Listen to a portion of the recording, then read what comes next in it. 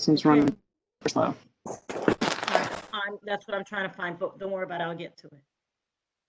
Okay.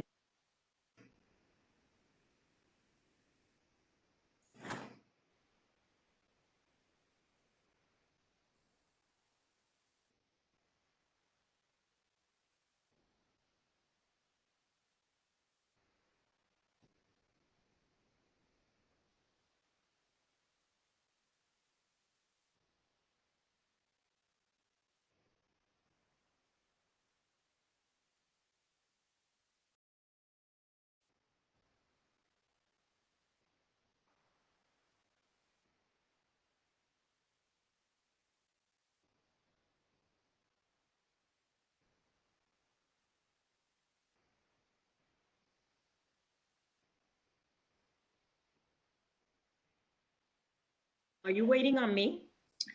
I You have a quorum. You have a quorum. Oh, okay. That's right. Thank you, everybody, for the meeting. It is 6:11 on Wednesday, the 16th.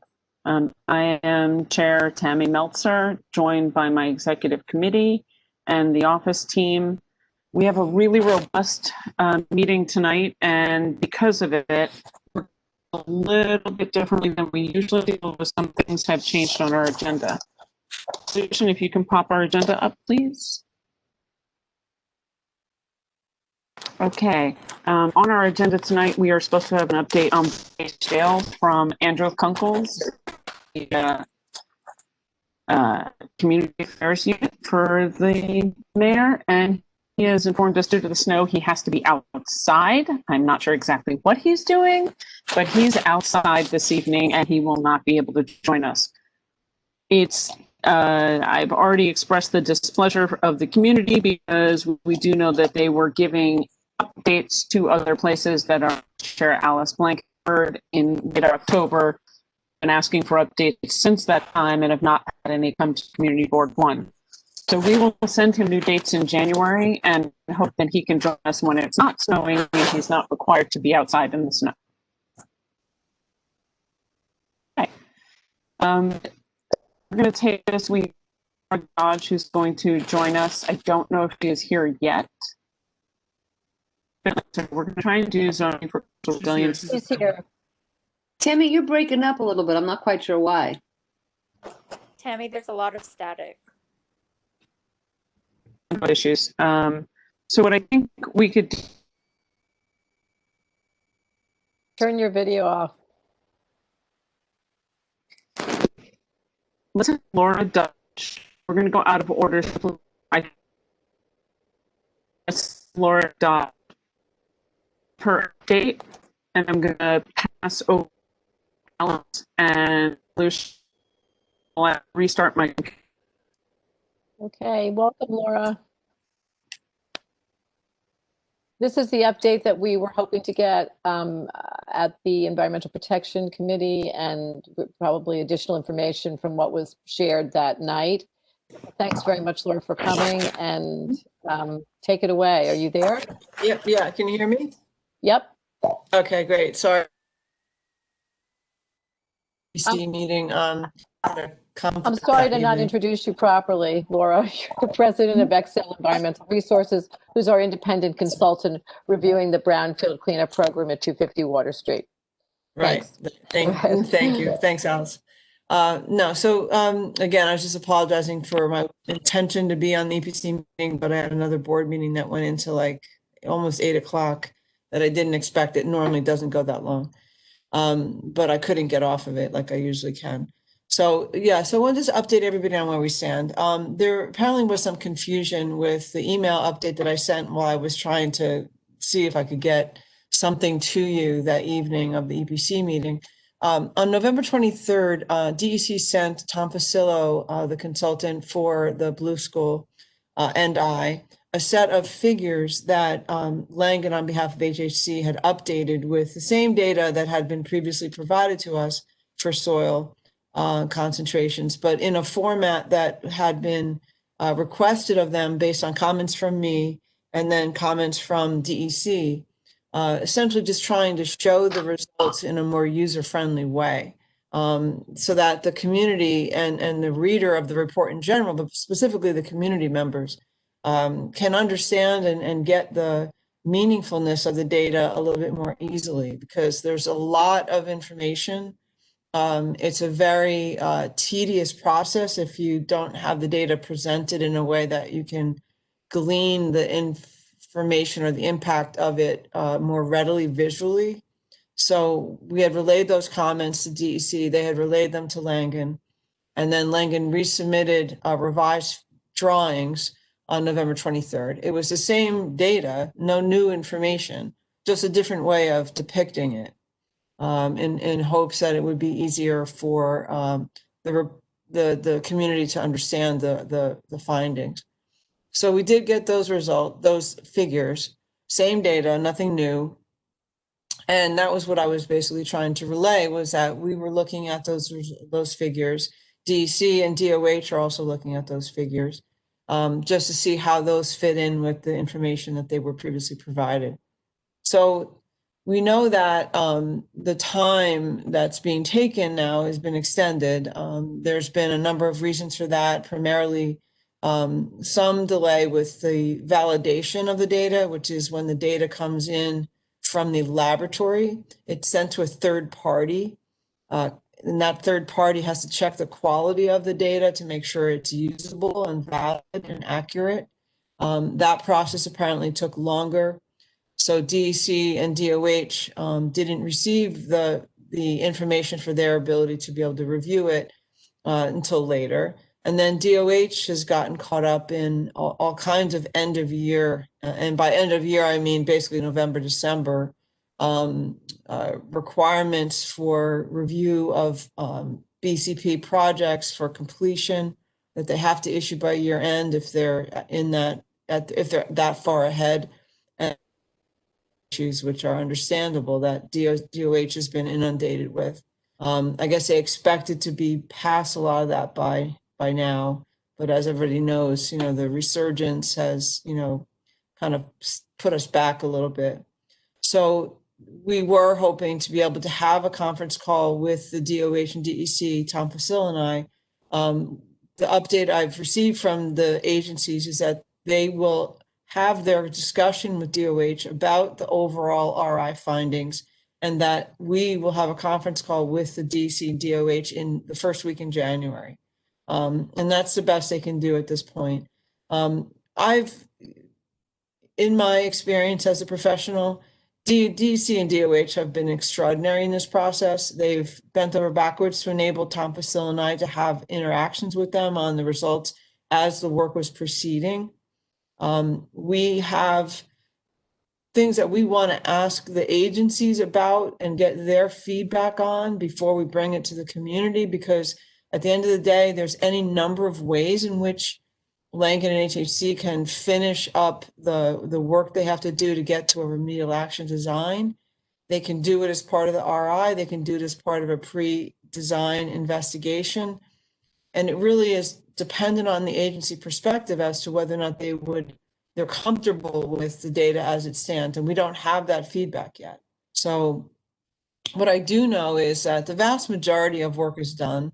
The findings are not surprising based on what we anticipated going in. We know we have mercury impacts in the former thermometer factory area with soil.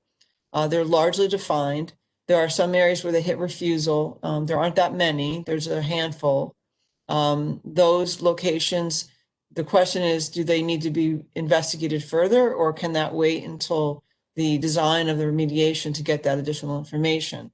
Those are judgment calls. They're not absolutes. So until we have our conversations with the agencies, I can't really tell you which way that's going to go. But the important thing is that it gets done, whether it gets done before, it'll get done before any remedial action would be implemented.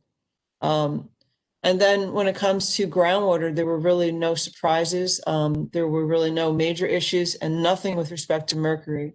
It was really only in the underground storage tank area where there were petroleum impacts, which were expected.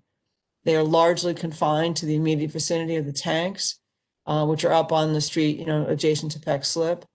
those tanks will be addressed and removed, and any soil impacts addressed at the time of, remediation design and implementation. That's a given. I mean, underground storage tanks and any associated discharge with fuel oil have to be addressed as part of the remedy.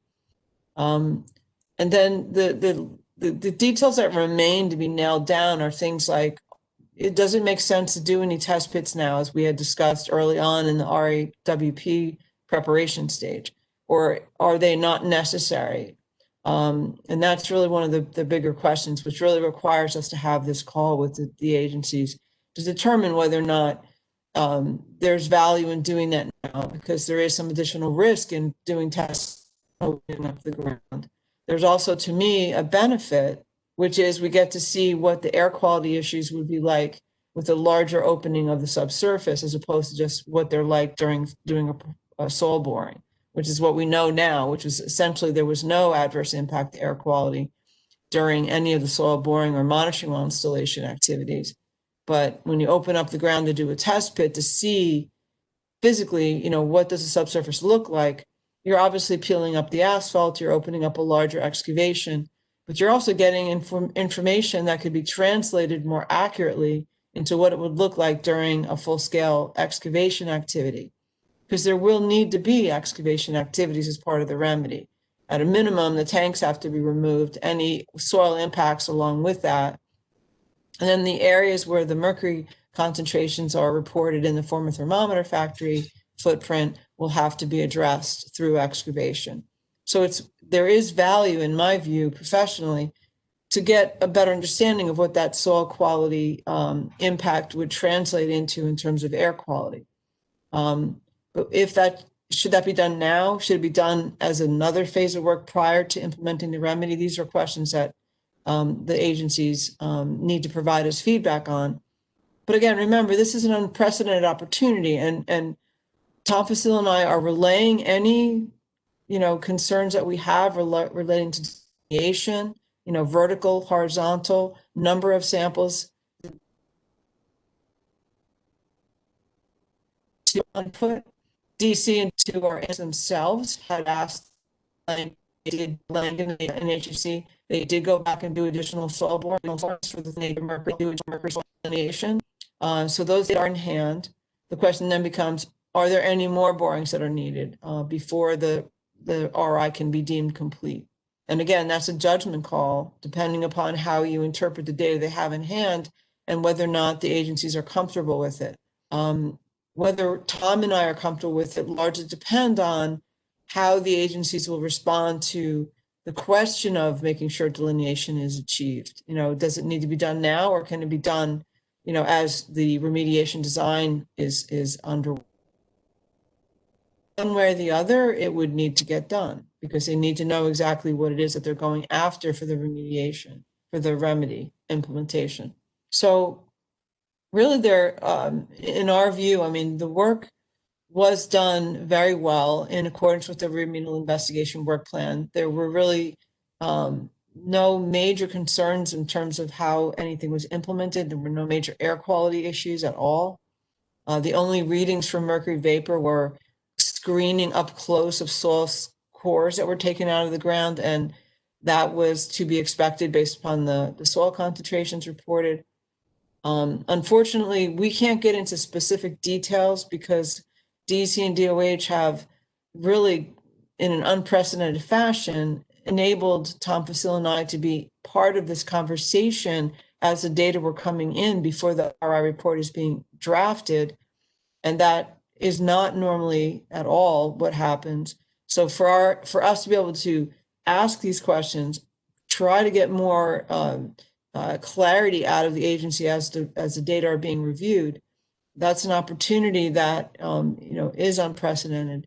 We don't want to get ahead of the issuance of a full text report with all of the information and with all of the figures and tables and data and the interpretation, because we can't really relay these details out of the context of a larger report.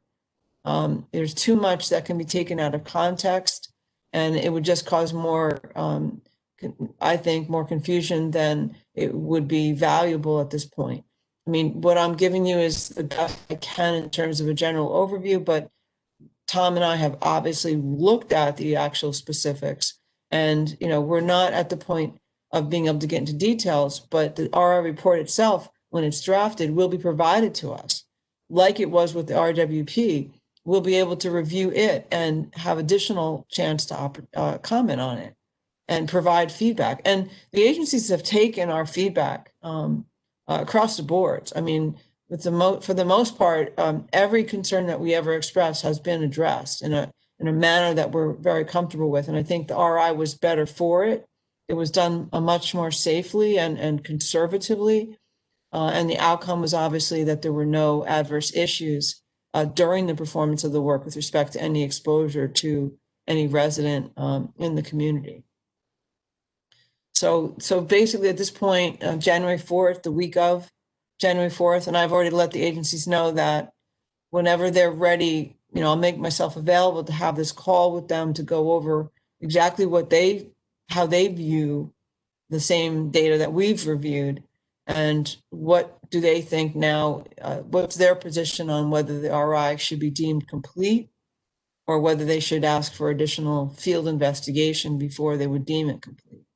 Laura, thank you. Can you just describe how you see this process working with the Department of Cities Planning's environmental review? So we've received an environmental assessment, right, in November. None of this information was yet available, but now we're at the point where there's the scope of work that actually is a public hearing tomorrow, the EIS. And I'm just curious, is this information getting over to DCP for their review of the next steps, and how does that work? Because the concern here is, of course, I think it's January 11th when this will be reviewed, and you would hope that this information would be part of that, right?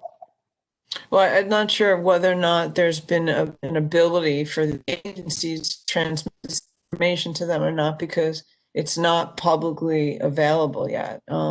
Whether there's been a discussion between the entities is something that I can follow up with. Raphael Lam, who's taken over from Mike Komorowski, and Heidi Dudek, who is the senior manager, who's been pulled in from the time that Mike Komorowski reported his retirement, have been extremely responsive.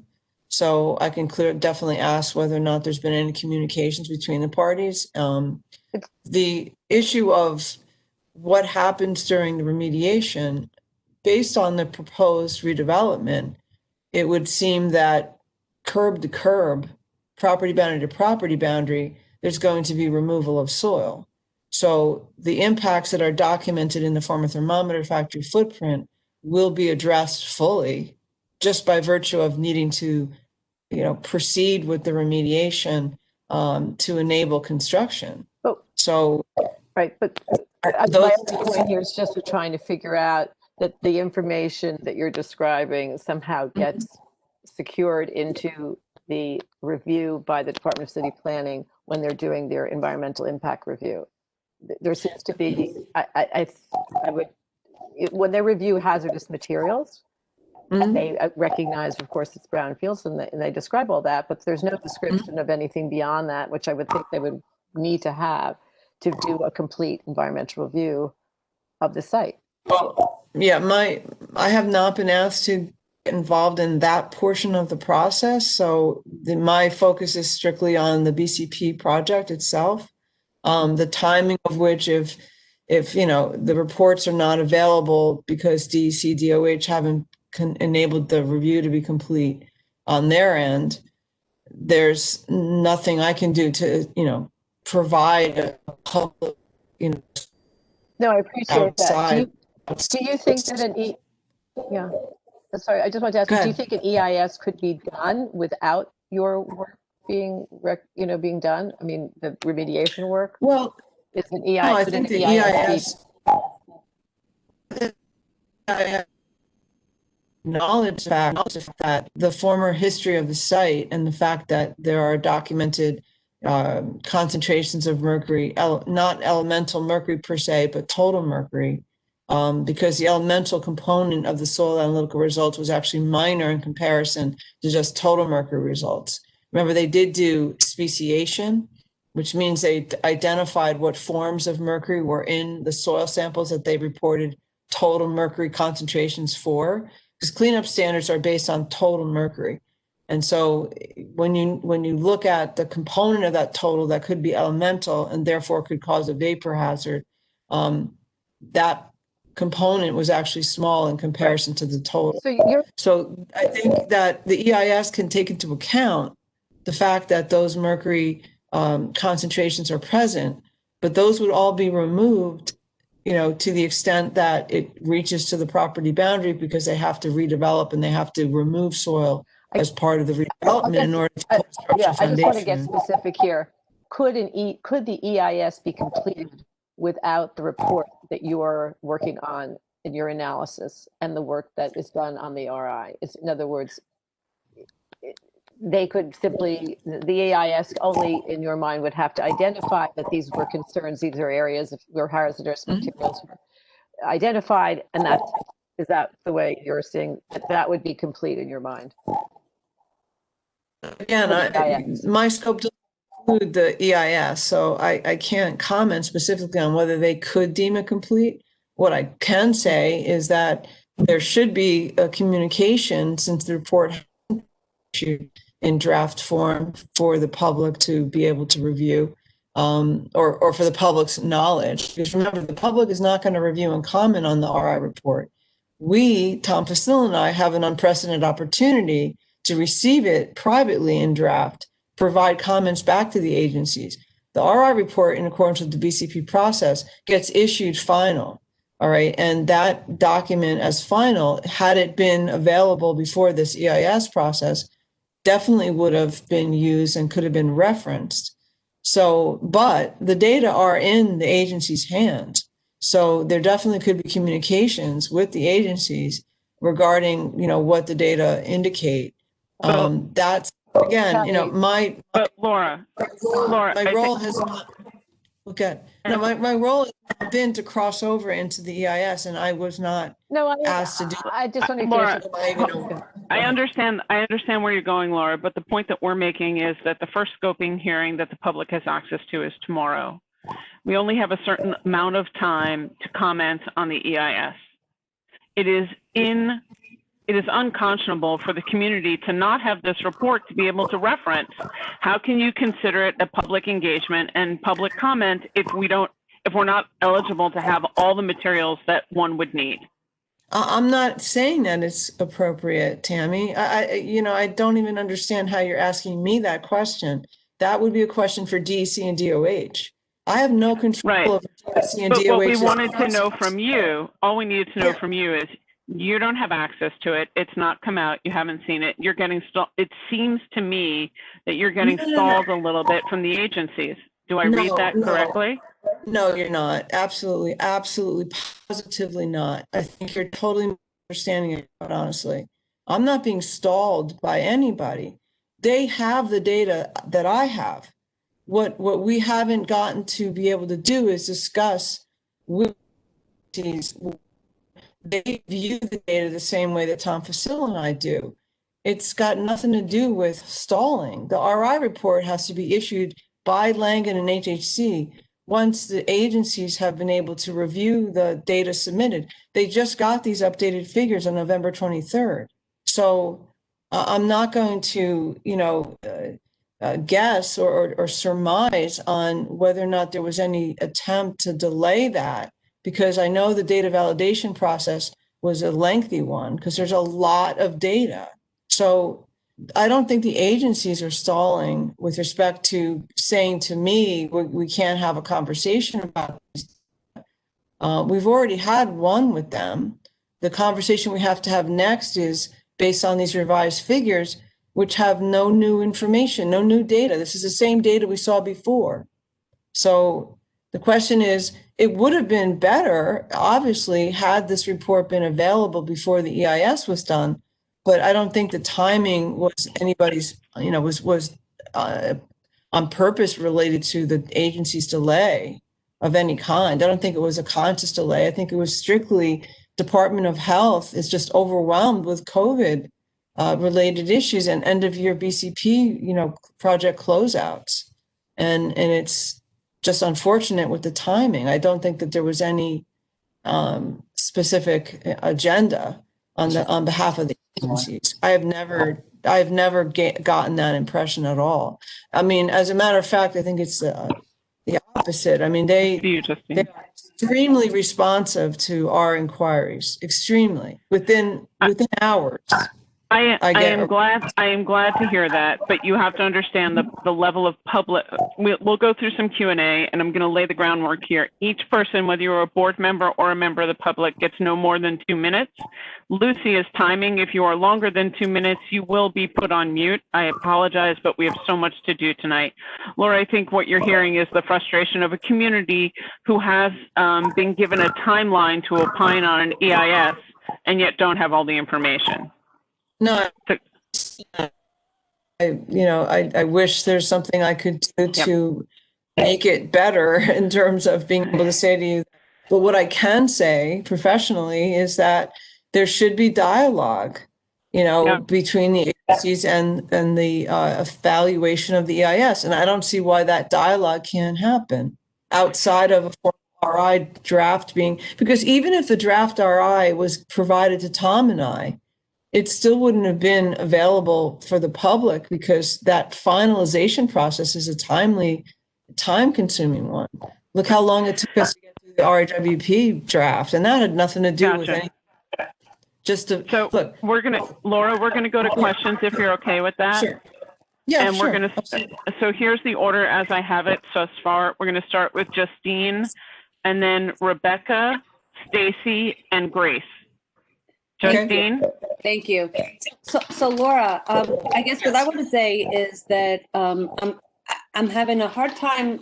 I have a really basic question, but I also want to say I see no bad faith in the decision or the timeline that you're presenting. Where I do see that there's room for improvement is that if there's a deadline that the community has within which to respond, it needs to be extended. We haven't even seen the data.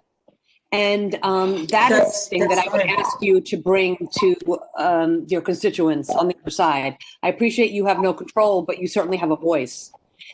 Apparently, and please correct me wrong, but you've got a voice that I don't have.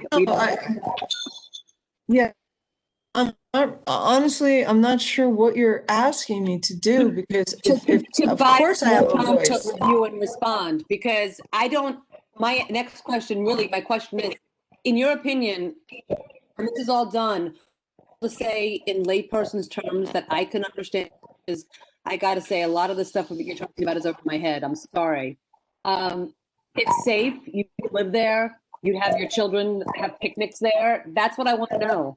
And actually, and that answer to me is what I'm looking for in a really basic, simple answer. And I appreciate if that's not an answer you can provide now because there's more work to be done. No, I mean, currently the characterization of the site is what's in progress. The remediation will be protective of human health and the environment. It has to be. They can't redevelop the site in a manner that's not. And remember, if a building is going in there and you structural foundation, meaning you've got to excavate down to the soil that is down there that's been associated with this formal thermometer factory will have been removed. It has to be in order to put the foundation in. So even once the whole development is complete, there's no development in direct contact with any of that impacted soil that even could remain, even if it did remain, which chances are it won't, because development is going to necessitate it being removed. My final comment, even if it wasn't contaminated. My final comment to what you're saying is that, I'd like to just say this, and then I'm done. But basically, I am someone, as well as many of my friends, neighbors, colleagues here on this board, I was told by Christine Whitman back in 2001 that the air was safe to breathe, the water was safe to drink, and it was not. And so saying that it has to be safe, no, sorry. I don't understand. And I want you guys, I don't understand the criteria that needs to be done. I think Alice might have a better understanding. Maybe Tammy does. I don't get it. But basically, I don't trust the answer just outright. I want to know what I want people who are going to be putting their own children in the spot to come forward and say, yeah, it's safe. That's what. Justine, we will get that, and I agree with you, and I see, and we all very much appreciate the concern, given where we all live and what we live through, 100%. And I think Laura is actually here to do that very, Yes, and unfortunately, absolutely. and that's really, we have to, she's our advocate here. And, you know, I think what we're stressing is the timing here is a little problematic. I think the result will be what we all hope for, in terms of understanding what's going on that site, but right now the timing's tricky for us because we're being asked to respond to the EIS scope, Right. and yet here we are without the full information. That's the crux to me of one of the issues here. Hi, this is Allison. Could I'm I, sorry. hi. Oh, good, Allison, that's great. Sorry, I don't mean to interrupt. I'm not actually here for this item. And Laura, thank you so much for this presentation. I learned a lot. Thank you for all of your work. I just want to clarify one thing. The meeting tomorrow is a public scoping meeting, and it's the very beginning of this environmental analysis, right? So it's understanding the city planning and lead agency needs to understand all the things that we should be considering in an environmental analysis moving forward.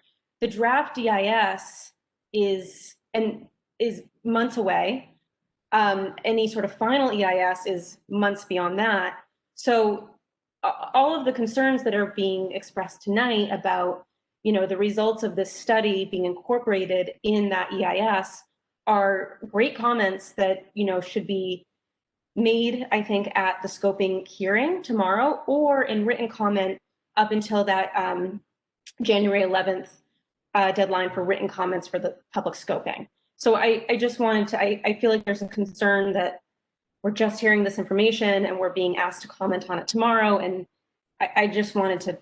I think, Allison, though, timeline discussion. You have to understand from a public engagement perspective, the position that the city has put Community Board 1 in and the entire neighborhood by allowing the scoping hearing to start tomorrow before the landmarks application is resolved for an advisory vote by the community board, before LPC opines. This is an unprecedented situation. Not only is it a brownfield cleanup, it is out of the scope and scale for what is permitted as of right. There are so many steps that need to have gone through to schedule a scoping hearing for the community board when we have zoning for coastal flood resiliency, we have Governor's Island, we have borough-based jails, we have so much this month, it is quite frankly unfair and burdensome to the community, almost seemingly input to limit public engagement. And that is a perspective because there's only so much resources that volunteers have.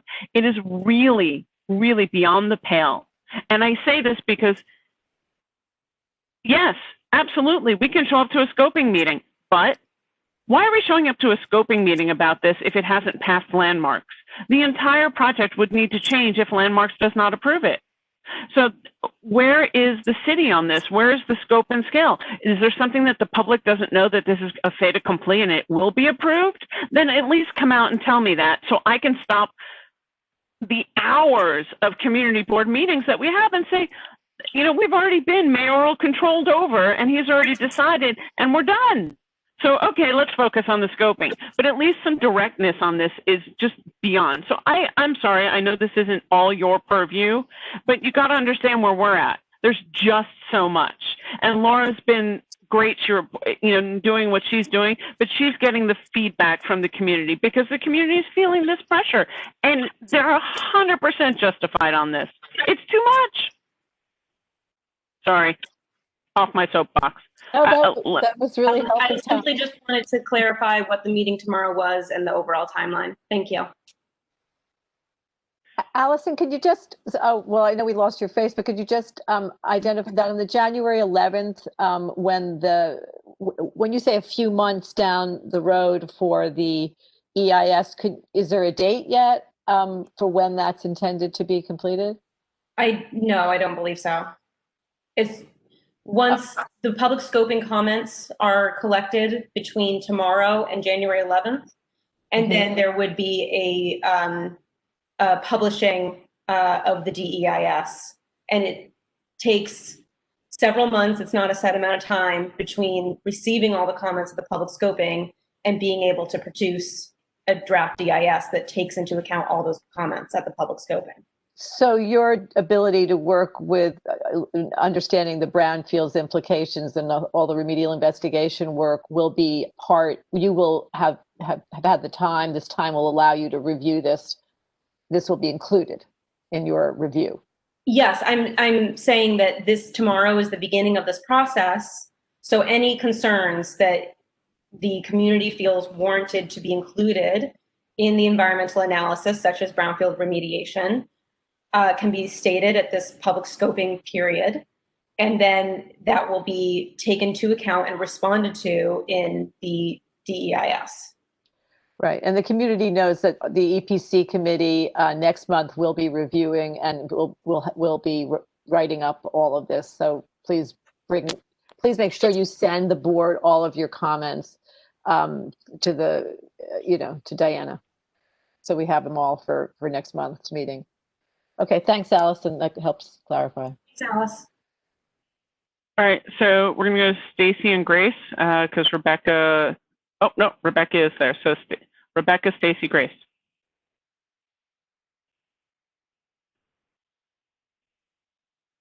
Lucy, can you unmute Rebecca, please? I did. I'm just waiting for it to do. Apparently, WebEx does not like snow. WebEx doesn't like anything.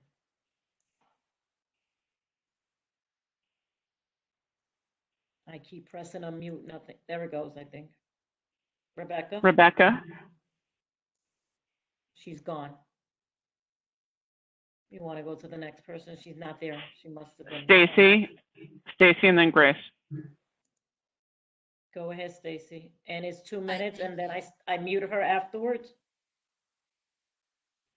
You're the taskmaster. Okay, 2 minutes. Thank you.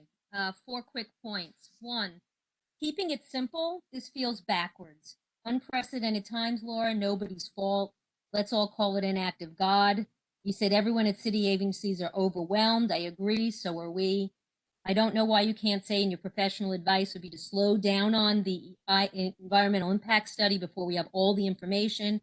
Without knowing if the investigation is finished or we need to continue, it makes it hard for us to know the specifics of what to ask for. 2, please don't dumb down any reports to the public for fear that it'll be taken out of context. We have some very brilliant minds that are looking at the remediation that I would like for them to have all of the information unedited. 3, you said sidewalk to sidewalk. I want to be clear that there are areas that spill out beyond the footprint that would need to be remediated as well. I would like to know about the rest of that area. And 4, just a general comment. Additionally, the pandemic is making meaningful, inclusive public participation in all of this almost impossible. I had difficulty logging in. Tammy had a bad connection. Imagine people that do not have internet service or don't have reliable internet access. Many people here, such as the elderly, are unskilled at Zoom and would prefer to be able to show up in person. They are all but excluded from this process. Thank you.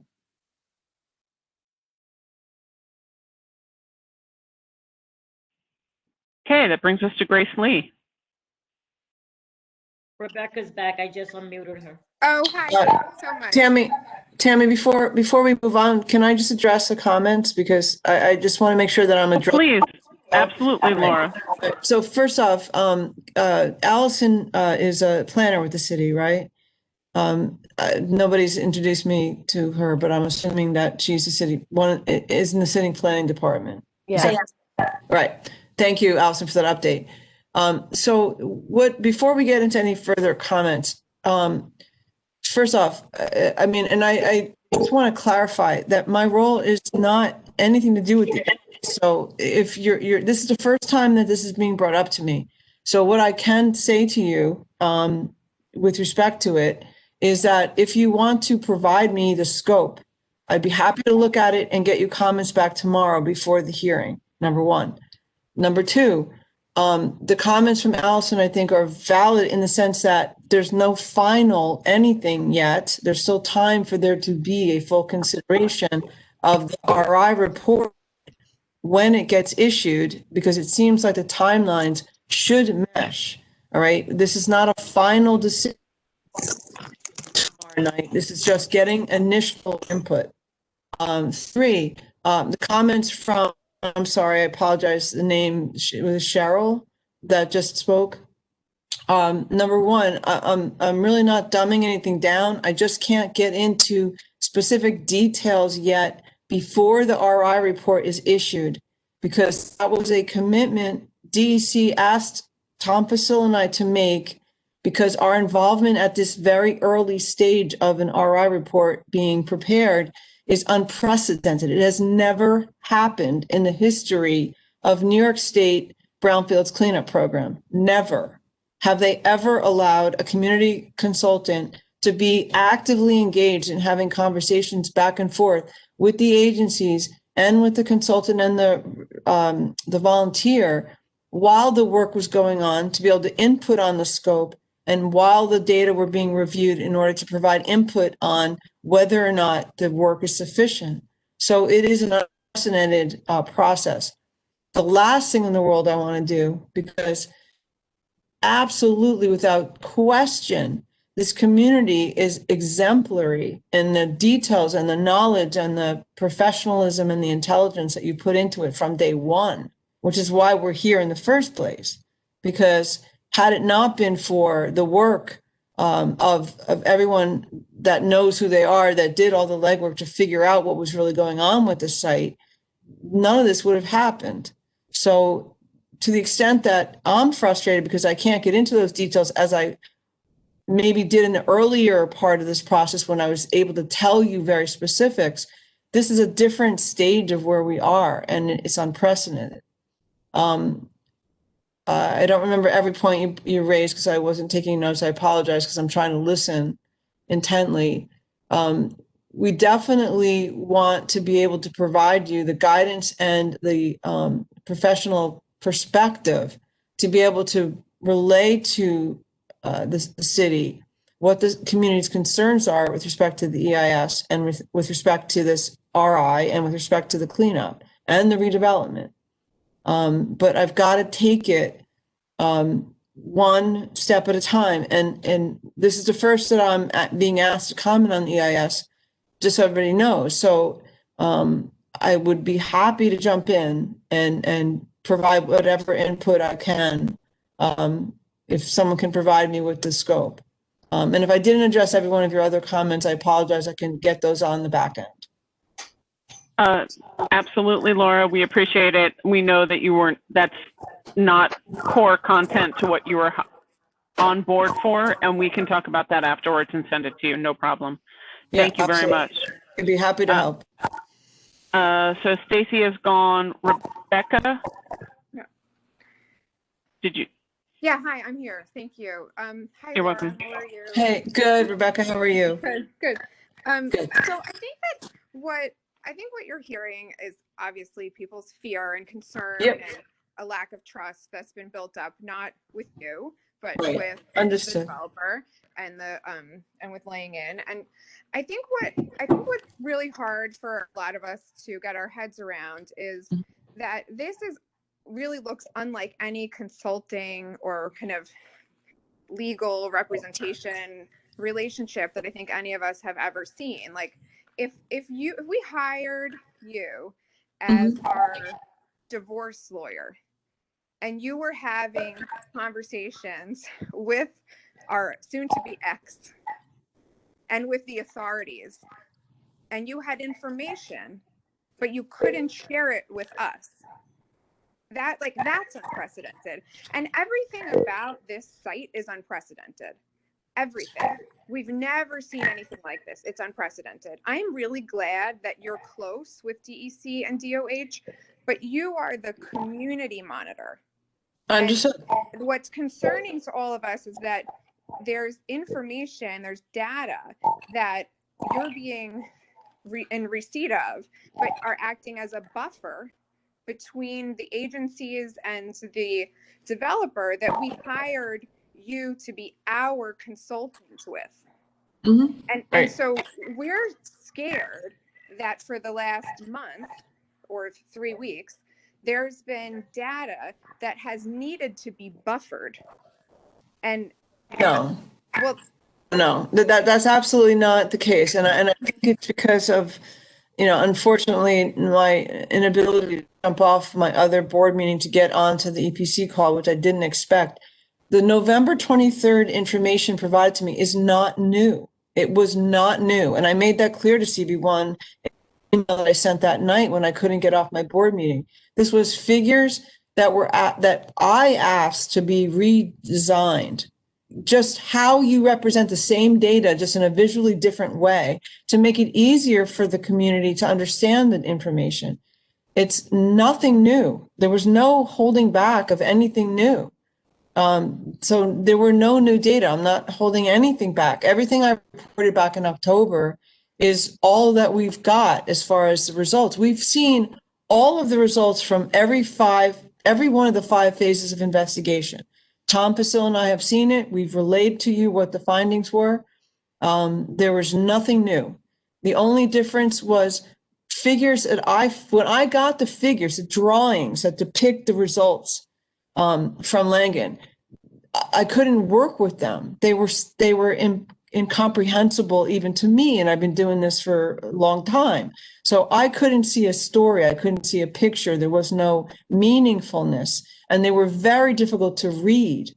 I mean, they were almost impossible. You would need almost a magnifying glass. I mean, the data was so in boxes on the table that was so small you couldn't even read it with the naked eye. It was ridiculous. So I went back to DEC and DOH in our first conference call and said, look, please go back to Langen and ask them to reconstruct these so that we can at least get a better view of what was really found there. And they did that. And Langen said, on top of that, we're going to validate the data, provide those to you. And that's what they did.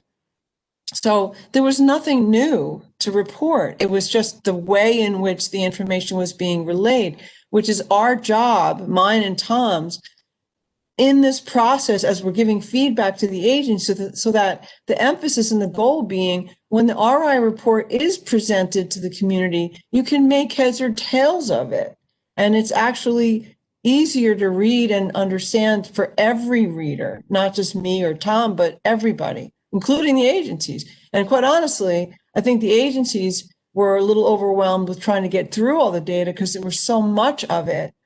And if you don't have, the time and the staff to be able to reduce all this, it can take a lot of time to try to figure it out and put, all of the pieces together.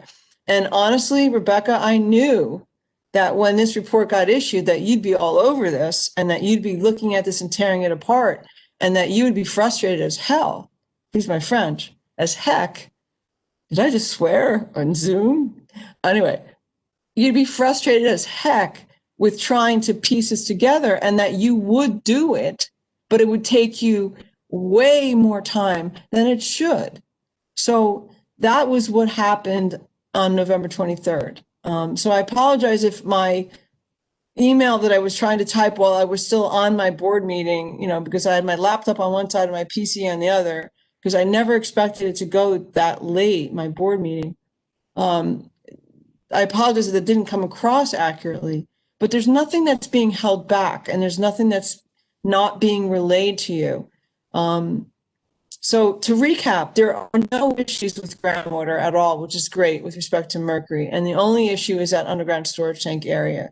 The soil is not surprising because the concentrations of mercury are reported in the footprint of the thermometer factory building, predominantly. Some other concentrations in other areas related to it, but not at concentrations that are as high. All of that will ultimately be addressed in the remedy. And as I was saying before, the intent is to integrate the redevelopment in with the remedy. So from an EIS standpoint, what you want to be concerned about is, are all of these things going to be taken into consideration during the process of redevelopment? They'll be done before redevelopment, but they may be done end to end, because that's what's typically done with the brownfields. You typically correlate both activities so that you're doing it at the same time, and you're not doing remediation, then closing it up, and then coming back in and doing redevelopment. That makes no sense in the context of a site like this, which is going to be curb to curb, developed. And the offsite part of this will definitely be addressed. I have definite thoughts about it, and I know that that's a lot more complicated because we're dealing with a volunteer in this process. But that's where part of the health risk assessment piece comes in, and it's not lost on us. Absolutely not. So Okay, thank you. Grace?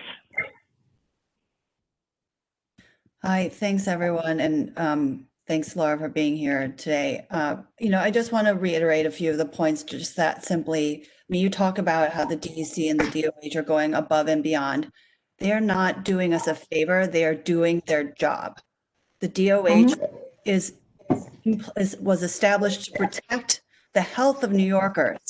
So to say that they are, that anything that they are doing to protect hundreds of school children across them a lot is above and beyond their work and what they should be doing, I think is outrageous. And I don't want to hear it anymore. I don't want to hear that anymore. The second thing is that I do agree with Tammy. Thank you, Justine.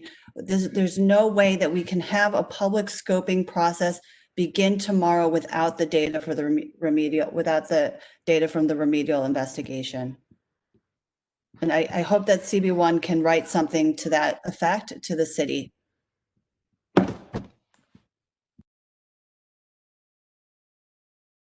You're on mute. Yeah. Laura, you're on mute.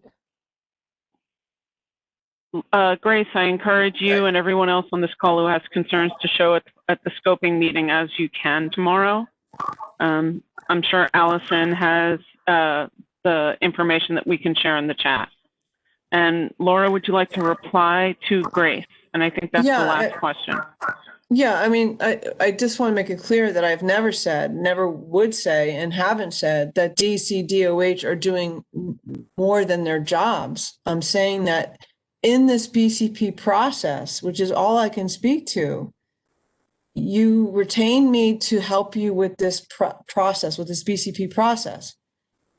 What they're doing is unprecedented in this process. They have never allowed a consultant of any kind, whether it be the community or a third party of any kind, a nonprofit, whatever, to participate in the performance of an RI as it went. The RIWP comments is part of the process. That was a public process. We were able to provide those comments as every other public. Once the RIWP was issued, what is unprecedented is for the DEC and DOH to allow Tom Facil and I to be involved, to have conversations with Langen on the phone even, saying, we think you should do this, we think you should do that, we don't understand this, do more, do this differently. That is unprecedented, Grace. I mean, it really is. It's not, I'm not saying they're doing more or less than what their charter as an organization is, but I'm saying that the fact that they were responsive to the community concerns and enabled us to have that role is unprecedented. It's never happened in the history of the BCP program in the entire state of New York. So that is an unprecedented process. And I feel badly because I wasn't asked to look at this EIS issue. And had you asked me sooner, I could have looked at it before tonight and provided you more specific input. But I can only comment on what it is that I know. And the bottom line is that my commitment to the community is the same as it was the day I walked into the first meeting with you guys. The thing that I have to be careful about is I only have a certain amount of time spend. And this is why my offer to look at the EIS stuff tomorrow would be completely on my own time. So I would be happy to do that, because I agree with you that you shouldn't be walking into a scoping meeting without having the advantage of having your expert provide you some input. But until right now, until this meeting tonight, I didn't know that that was what you were looking for, and that was the timeline that you were up against. So, you know, Laura, in all due respect, I don't think we knew we were up against that timeline either. So apologies. You know, the timeline for our perspective is moving way too fast. So we will get you something. I see that Allison has put in the chat, written comments will be accepted through Monday, January 11th. Comments can be submitted by email to 21DCP08-4M_DL@planningnyc.gov. I will make sure that we post it again in the chat for everyone. And then Tammy, if I and can just I want to thank Laura, and also Absolutely. just, I mean, you've appeared at our committee now many times, and I just really feel that you are, I feel like there's been a bit of a challenge to your role here, and in my bringing up the tie-in with the EIS review, you can see why now, and it's something were not aware of, nor, would you necessarily have had to been. So, please understand that we do not have the expectation you would do what you are graciously offering to do, which I think we're all going to accept wholeheartedly, which is to review the draft scope, and whatever comments you can make would be much appreciated. But I just want to thank you and understand that, where you were coming from. And I hope that we didn't put you in too bizarre a position. On the other hand, I do think that the community is really eager to hear what is going on. And I'm hopeful that you can be really more aggressive, if you can, to get that information to us. I just thank you. Well, just if I could, okay. Sure. Go ahead. First, I just want to clarify something. Looking at the chat, there is no agreement with the developer of any kind. This is not about HHC. This is between me and Tom Facility representing the community and the agencies, DEC and DOH. Most of the conversations, all but one, were just between us and the agency. Langen was not even on the call, except for the very, very first time when they presented the data, because they had to be on it because they were doing the presentation. So there's no agreement between us and the developer not to get into details. It has to do with the community needing and wanting, and rightly so, having an expert be able to interact with the agency so that the comments and concerns were received with the validity that's required for the complexity of the data we're talking about and the process we're talking about. DEC and DOH included us in this process out of recognition of the degree of concern that the community was expressing, and our ability to get across to the agencies that there would be significant value in Tom Facility this input. And the agencies have received that input like that. They've received it as valuable input. They've not challenged us or pushed back to us. They've actually, in most cases, taken what we've said and actually thought hard about it and responded back in favorable terms, meaning that they reacted in the manner that we would have asked them to without asking them to, giving them the insight and our, and that's how this process should work. We're not an agency, but as Grace pointed out, the agencies have a responsibility. We're providing them an additional set of professional opinions to help them decision-making process. But the developer has no preference in this process with respect to our comments. Our comments are based on data. And remember from the very beginning, everything on this project, the RI, should be data-driven. And that's what has happened. So the EIS now being now in the mix should be the same way. It should be a data-driven process. So to the extent that we can continue that and ensure the community has that say and that input, my advice would be the same. Ensure that it's valid, that it's technically supportable, regulatorily technically supportable, so that your positions are strong and are coming from a base of strength. And that is how we got the agencies in the city to respond in the first place. So Laura, my recommendation is to say the same. So I want to say and I know thank you'll- you. Mhm. Yeah.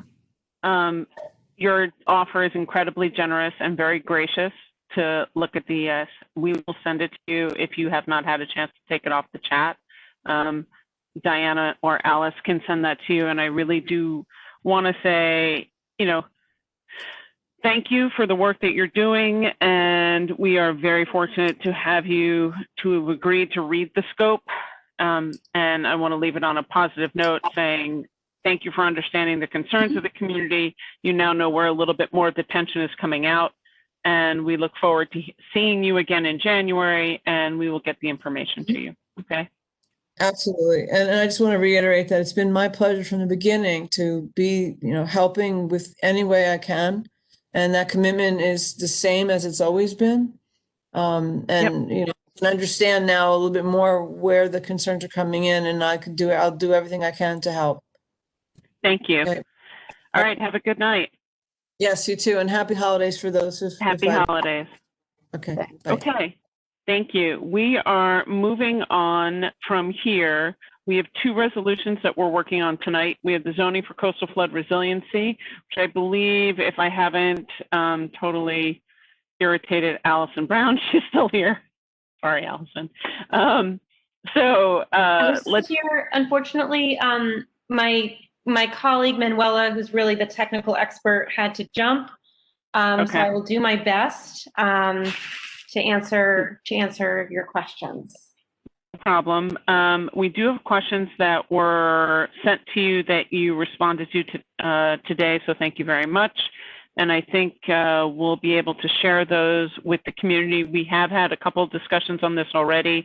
This is our committee vote. There is a vote tomorrow on borough board that I will take based on the meetings we've had thus far and what passes tonight.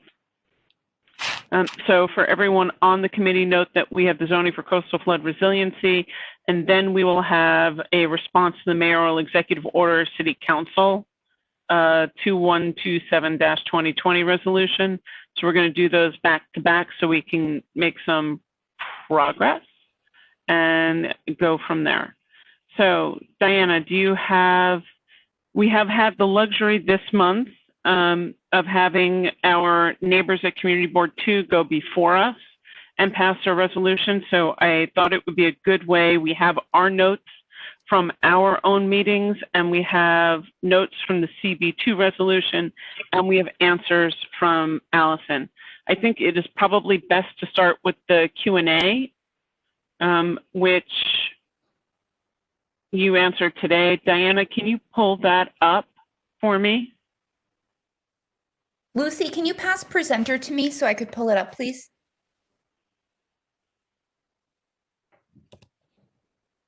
Tammy, I just want to thank also Allison for helping out. The answers to our questions. These are mostly what the Environmental Protection Committee was able to put forth are excellent. They're really helpful.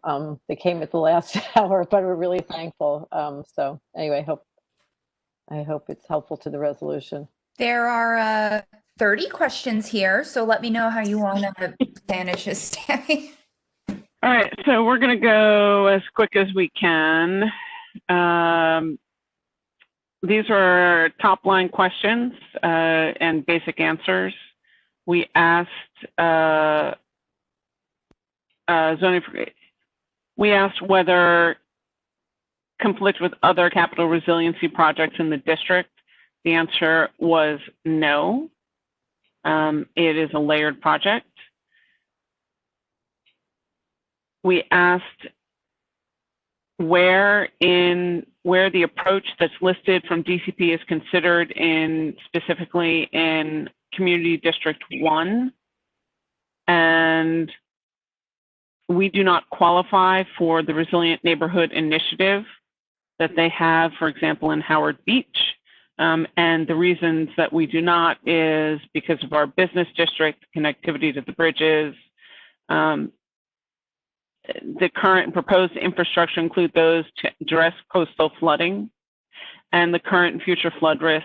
CB1's primary risk is from storm surge during severe storms and not from projected daily tidal flooding due to sea level rise, which makes us not a candidate for the special coast risk that I think is very important to note, and that's based on the projections for 2050. Keep going. We asked whether the administration considered managed retreat or stormwater retention. The answer is a bit of a flux, I would say, because the city has launched a 2019 study to identify neighborhoods that are most vulnerable to flooding due to extreme rain, but those recommendations are not included in this. Go ahead. Allison, you'll jump in and let me know if I've interpreted that in any wrong way, but that was my understanding of the way that one went. Okay. The effects on insurance rates and new flood maps. I'm gonna hit the highlights on this.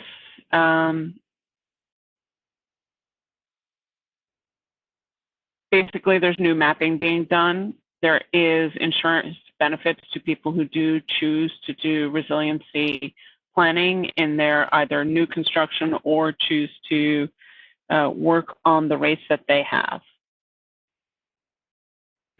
Keep going. Okay, so this was a large topic of conversation about owners bridging the gap and how it affects to existing owners, unlike new buildings who can choose their own. The city has come back and said, yes, new properties can choose however they want to do it, which is what we knew as well. But the primary goal of the proposal is rezoning to get out of the way in cases that support more resilient building practices, making it easy for partial mitigation solutions to happen and to potentially lower insurance premiums. And then there's a nice long list of ways that homeowners and building owners can already have financial help and consulting help and resiliency help. So those already city planning acknowledges exist. And there was a large engagement outreach. You can certainly click on it. Of note of all the outreach that has been done about the zoning for coastal flood resiliency, the outreach to communities was all done in 2017. We have not had a presentation since that time. And that comes out of their documentation. And there was never a update or explanation shown from city planning for how it affects Community District 1 thus far. Hospitals don't count in this conversation about prohibited building type because they are designed to be able to serve clientele no matter what, and to be able to remain open during storms and floods. Okay, there have been 22 complete alteration permits in Community District 1 based on the 1% annual chance of the floodplain in 5 years. And on here, it talks about substantial improvements are very unlikely for residential towers or large offices. Generally, building owners try to avoid hitting a substantial improvement because of the cost of and loss of space due to complying with Appendix G. Keep going, Di. Whoops. And then they give 2 examples of 2 hotels that have recently opened, Six Water, which is currently being used as a temporary homeless shelter, and the AC Hotel at 151 Maiden. And the differences between the 2 in who took advantage of what in terms of lobby levels and things like that. Okay, keep going. This is about FAR for wet proofing or dry proofing. We can certainly share that with you. Just quickly go through that because it's a large document.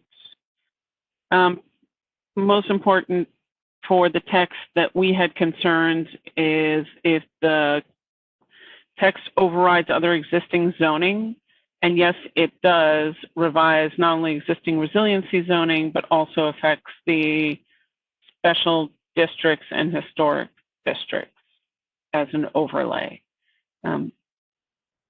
It would not likely affect the POPs or future proposals for infill arcades.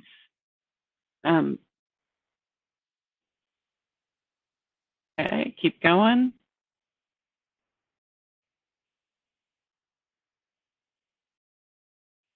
All right. Language, existing general purpose citywide waterfront, which we were looking for water dependent uses, includes ferries, boats, docks, and several along the CB1 waterfront. Does not seem to take into account our pursuits for the beachfront or other types of usages that put us in touch with the water, as far as we know. Okay, keep going. Maximum size allowable for height, length, and width seem to be flexible and determination on type of barrier. So for example, footings would only be used when a temporary barrier such as a solid metal fence is installed. Other systems would be out of the site. Okay. Ooh. This I found one of the most interesting things. We asked where in CB1 flood risk would be considered exceptional, including where sea level rise would lead to future daily flooding. We were told nowhere. So severe disaster. Yes, COVID-19 counts as a severe disaster due to the declaration, the emergency declaration. So this would put availability without having to be triggered for flooding or other things directly under here. It's seriously unclear to me how that goes. And I'll have, I'll wait for more clarity from Allison on that one. Do you want me to jump in now on that item, or that would be great, because to me. Sure. So could you just scroll up a tiny bit so we can see the full question there? Severe disaster. Okay. So I believe this is one of the questions from Rosa, because she had numbered all of her questions, which was very helpful. So in the presentation that we first gave to the community board, we talked about how there was a concern generally about how we recover from disasters, and how this zoning, we hope to set a framework for future disaster recovery. And so we're not suggesting that, a building owner suffering, from COVID would be able to raise the height of their building. We're simply saying that we're hoping to use this as a model for frameworks in the future where there is a disaster that we need to recover from, and the zoning needs to be modified quickly in order to take into account the present moment and the situation we face. I hope that helps. Thank you. Obviously, we've had lots of discussions about streetscape in Community Board 1. The 50-foot wide blank wall, as Rosa had noted, is really a killer. Although the answer has been there are different types of blank walls, that could be typically applied to buildings in where less pedestrian traffic, and buildings often have larger footprints. We'll keep going on that. The incentive of building owners to provide setbacks. They're looking for varieties of options.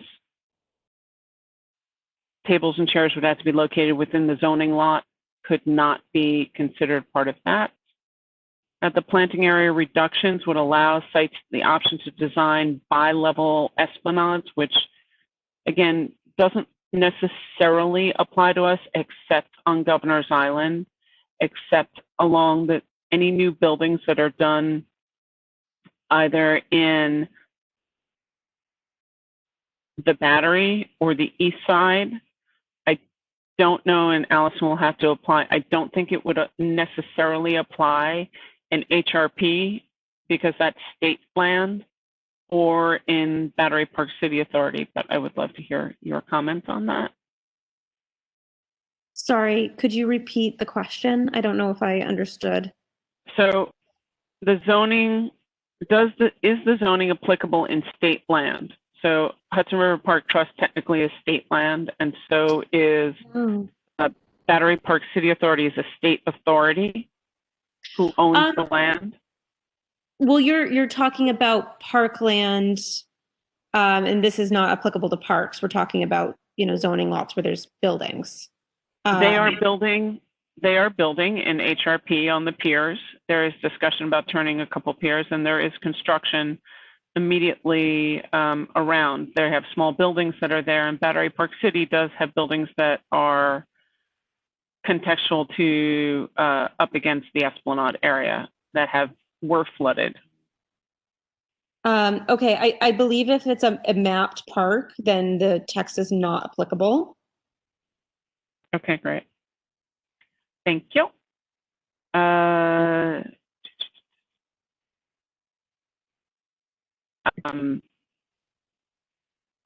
not going to go into, Rosa can read the study about the provisions of grade level and destroying the pedestrian experience. Control storage devices to be permitted obstruction in open space.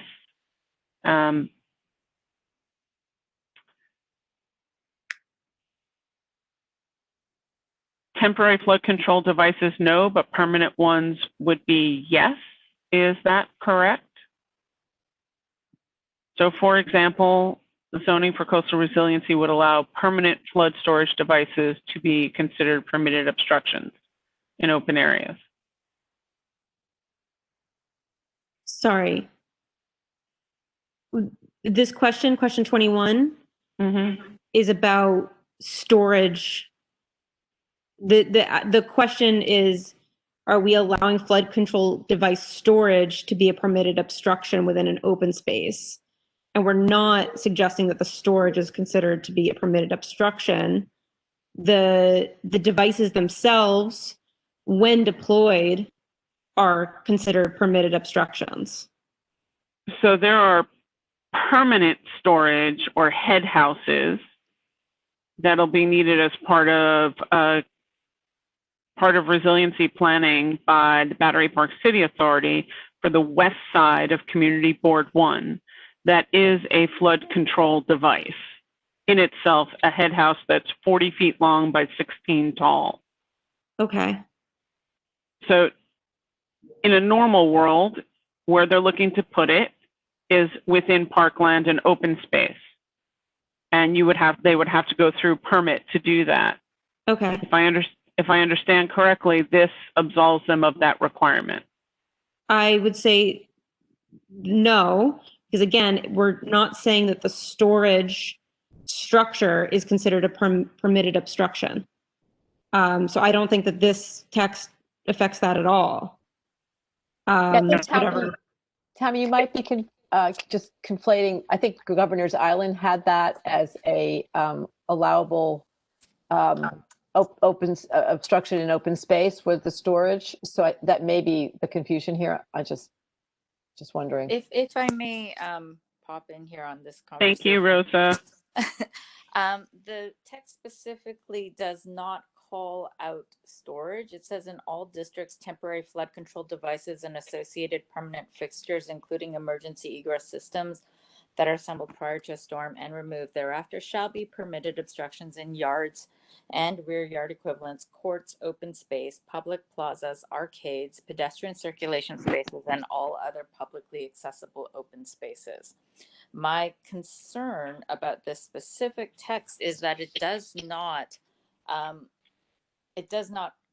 carve out that storage is not possible.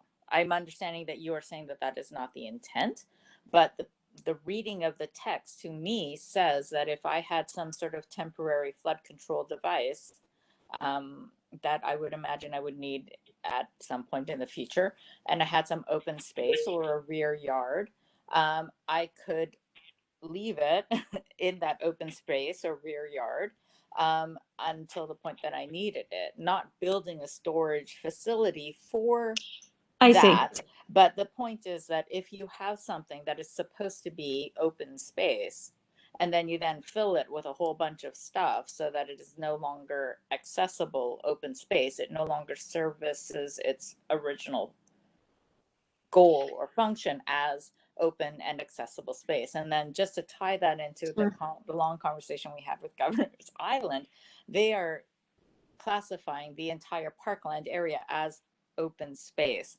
Not that I think that they would fill up the island with, temporary flood control devices, but what I'm saying is that the language is a little too loose so that if they wanted to, nobody could say, hey, you can't do that. It would actually be fully allowed per this text. So I'm basically wondering if we can tighten up the text, right? Yeah, I think that's a great comment. I think I'm gonna have to go back to the team and highlight that. Can I add to that, Allison? Yep. Since we're going to a resolution, my thought process on this is I understand how that might work in a very highly residential neighborhood, but in the dense urban environment, that particular line in its entirety really doesn't work when you're talking about buildings that have, what you may call a yard or a small piece of property at the back or the side of the building is really done for air and light and environment. So any kind of compromise that you're going to put in there, whether that be a generator or anything that's going to emit, noise and pollution, because it is part of the, whether you're putting a generator there or you're putting, whatever it is, actually is more deleterious to the urban environment for a day-to-day quality of life, because it's not only used once, they have to be, generators have to be run once a week in order to be in top, so this is one of those things that I look at this and I say, this is a perfect idea for what works outside the dense urban environment and maybe in some of the other parts of the borough. And that is one of the concerns that I've raised time and time again, that I think that if it was a zoning change that was done per district, with parity for the landscape of the district, each individual district, that makes more sense than a one-size-fits-all. Because you can see from the list of questions, and we're not even at the end, that one size doesn't seem to fit all. It doesn't even seem to fit everywhere between Governor's Island and Fidei. So I just want to, because I think these are both great comments. I'm seeing Rosa's as a little bit different from your comment. So I just want to stick with Rosa's for a minute. Rosa, if I'm understanding you correctly, the concern is that these structures that should be temporary, they should be these things that are just deployed, a couple days before a storm and then removed once the storm has passed, may become essentially permanent, and there would be no enforcement mechanism because they're deemed permitted obstructions. Is that the concern? Let's say, for example, you've got a townhouse co-op or whatever, or let's just say you have a townhouse. The landlord needs some temporary flood control measures. Doesn't really want to bother pulling it down to the basement every time or whatever, and just dumps them in the rear yard, right? The rear yard then becomes inaccessible and unusable for the residents of the building. Okay. But there's nothing that would force the landlord to remove them, because in reality, you're saying that it's allowed to be there.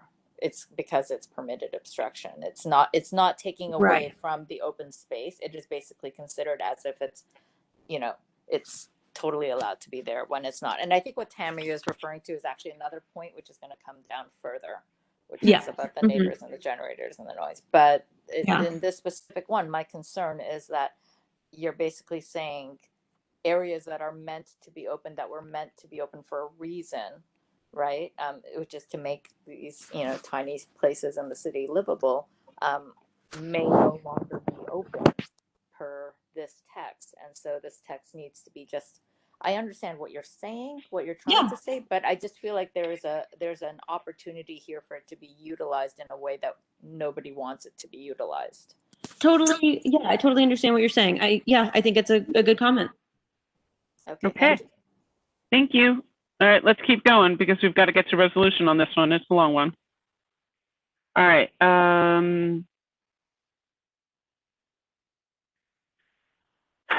This is high quality housing. We're going to go beyond joining sidewalk, excluded. Okay. The proposal is to indeed reference 3 inches. Rosa, you see that? Yes, I'm good with that. I did have a question about 24 though. Okay. Hold on, let me get back to it. I'm sort of talking. This is first story above flood elevation, more than the adjoining sidewalk. Yeah. So basically my understanding of this is you get a full floor area exemption. Is that correct? We're on question 8. 24. Sorry, 24. 24, yeah. Sorry, page 48. For developments, the first story above flood elevation is 13 feet or more above the level of the adjoining sidewalk, Y, and can be excluded from the calculation of floor area entirely.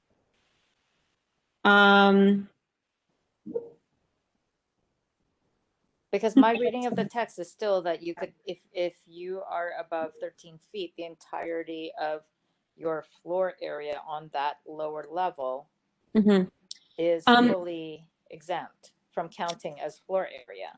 So I don't think that's correct, but I would actually ask if Diana is the host, if you could unmute Manuela. She actually came back into the room. I think part of this also becomes, there's been so many questions. I'm not sure that we would, I don't have the sense even when we get this explained, Rosa, whether or not we would be at a yes vote. You know, so I'm not. Answer your questions. Yeah, we want to get the questions answered, but I also want to go on to where we have already opined and what people have already said. I think we're close to the end. okay, on let's this keep one. going then. May I just ask, there are so many participants on this matter. May I ask who's whom? There are just so many people going back and forth. Allison is from the Department of City Planning and has been Okay. oh so patient to answer questions in every meeting she showed up to. Manuel is one of the experts on the zoning, and everyone else is our community board right. I know everyone else. Okay, thank you. So if you would like to unmute Manuela, she can answer these more technical questions. Oh, there she is. Hi. Yeah, here I am. Hi, everyone. So yeah, it's a very quick clarification on the 13 feet. I understand why that can be confusing in the text. So basically, this is an additional condition for developments that the ground floor level has to be with a high ceiling. So basically, the ceiling height has to be at least 13 feet to ensure that we have quality ground floors. And this is only in the case the building is getting the dry flow proofing floor area exemption, which is not the entire floor. It's just the first 30 feet from the street wall. So you're saying that this does not apply, okay, just to be absolutely sure, this only applies to the first 30 feet from the sidewalk or the street wall, not the entirety of the square footage of, I'm sorry, I'm just going to read that text one more time. The requirement of the 13 feet is for the full floor. The floor exemption is for the first 30 feet. And only if dry flood proofed. Okay, because the text I'm reading is in subsection 2. In all districts, floor space located below the first story above flood elevation may be excluded from the calculation of floor area. It doesn't say in this specific section that there's a limitation, does it? Let's see. I'm wondering if you are in the paragraph below about wet flow proofing. The 64332, sorry. I'm just going back there in the text here. So 64332, we have paragraph C about flood-proof ground floors. And then in paragraph C, flood-proof ground floors, we have one which is only about dry flow proofing. So in commercial districts in where you have primary street frontages, so that's basically our retail corridors, you could get the first 30 feet from the street wall exempted from floor area. But provided you meet all the conditions that we are putting here to ensure that we have good designs. So the last condition that we have, which is condition 1.5, is the one just for developments that they need to have a tall ground floor ceiling height. So at least 13 feet, and can definitely do more just to make sure that we have a good ground floor. Okay, but then how about in subsection 2? Subsection 2, yeah, that's what I was wondering if you were asking about that. So that one is about wet flow proofing. So this is only for spaces that are allowing the water to flow through the structure. And then building code has a restriction in what that space can be used for. It's only parking, storage, and building access that can be wet flow proofed. So that's why we don't have a limitation, because it's only parking is already exempted in the zoning resolution. So this is really just about the spaces that are allowing for access in a minor storage, such as a mail room or something like that. Right. So Manuela, theoretically, someone could deem it storage and then put it as, kiosks and other things in there as long as you're storing things. I mean, there's no description of what storage is. This is all in the DOB Appendix G requirement. So you're correct that it's not a very precise defined situation here, but in Appendix G with DOB having the flood plain managers over there, that really they need to really make sure that spaces that are being wet flow proofed are only used for minor storage, and they do revise permits and keep a track of that. Including CFOs, when you have a wet flow proof space, the CFO would say it has to be used only for those uses, not occupiable, not uses that are accessory in a different way. So that's more with the Department of Buildings. They've been proceeding as such, since the city joined the National Flood Insurance Program. We have several decades of that effort. Okay. Thank you for that clarification, but I guess I just want to say to use it as an example, a possible use of this. So let's go back to our, 250 water, which is always on our mind. Then they are a full block site. So they have an entire perimeter sidewalk. So they could step in 30 feet from all 4 streets and cut back that square footage, right? That would be an exemption of what's considered footage. And let's say the majority of that is retail and is actually usable and has value to them. And then they could then say, take the center of that donut past the 30 feet and say, okay, that's going to be bike storage, car parking, retail storage accessory to the retail spaces that were in the original 30 feet. Ahead of it, let's say, package storage, food storage. I mean, I guess you get the idea, right? Suddenly the entire footprint of the ground floor of that site could suddenly become exempt from being considered as floor area or being counted as zoning square footage. And I guess that is my, if that's a consideration, and I'm wondering if that is something that you guys have thought of, or that would be acceptable or not acceptable, and whether that would require tweaking. Yes, Tammy. Rosa, we have the ability to say that we don't agree with this and we don't think it should apply to new construction at all. And that's been something that's come up with several boards, that if this is truly to ease the burden on homeowners who need to, which was the primary goal, to retrofit, then we could, in a resolution, say that we don't think that this is appropriate for new construction, because new construction can build any way that they want. Right. Yeah, Okay, you can actually, certainly yes, I like that option. That's what Me I too. think we should do. provide that recommendation. Yeah, I think the only thing to really note is that the reason behind this is that we are trying to really encourage good designs.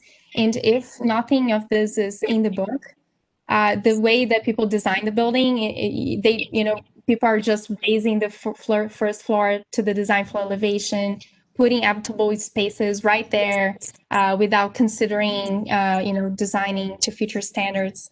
So we actually already have a full floor being exempted today, and we heard the community, especially Manhattan boards, in the past several years, and community members as well, giving this feedback to us that it was too much. So for spaces that are used for non-residential uses, we cropped that already just to the 30 feet. But if we don't put anything out there, then it could be really detrimental for the design moving forward. I agree with you on the importance of this on a sort of a general scale. I think that though that there are definitely strong doors open to abuse in situations that are more applicable in our specific community. And so while I don't want to stop the overall effort, and in fact, I'm very supportive of the overall effort, I also want to make sure that the text specifically also addresses conditions that we have within our own community board district. Well, and Rosa, one of the things that we need to figure out here is whether or not new construction should be included at all in the bonuses, right? That's a question. Are height bonuses and other things, incentivizing finances through zoning, is that the best public interest? I mean, there's all kinds of questions here, so let's kind of keep going. Let's keep going. And we only, and Bruce, Yes. yeah, sorry, Bruce, keep going. I just want to say that there has been a fundamental discrepancy for 50 years on the direction of development. And for instance, I appreciate the de Blasio administration giving landmarks and other concessions in terms of extra floors in exchange for certain affordable housing considerations. It just seems that there are constant FAR concessions for everything that the city needs. I don't know how the city defines, actually, we just scrolled past the where we were discussing, but I think quality design, is quality design adjectival, or is it a defined idea with parameters? Also, right now, people like the former deputy mayor and the former head of the DDC, who are now civilians, have both gone into development, and they are in the midst of the pandemic are going on about affordable housing and the need for height and density. This is contrary to everything that's really going on at street level. We have so much availability. We have so much excess commercial, retail, and residential right now in Manhattan. This, in the context of building and what builders want and what developers want versus what the city needs, this is so disingenuous. I don't understand. I know the city needs revenue, and this is the easiest way to do it. But adding more height, more bulk, especially when DOB cannot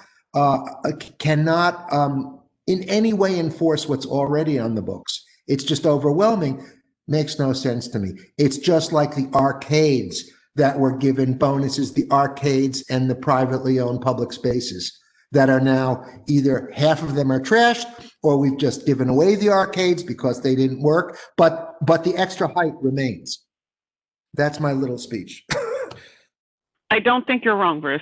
And I don't think Allison needs to opine because she's obviously, she's not on that page with us. All right, let's keep going. Roll it up. And here we go, additional floor area again. Let's just keep going.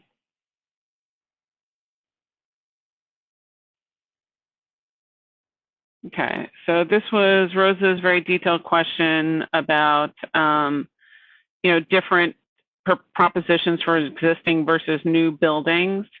And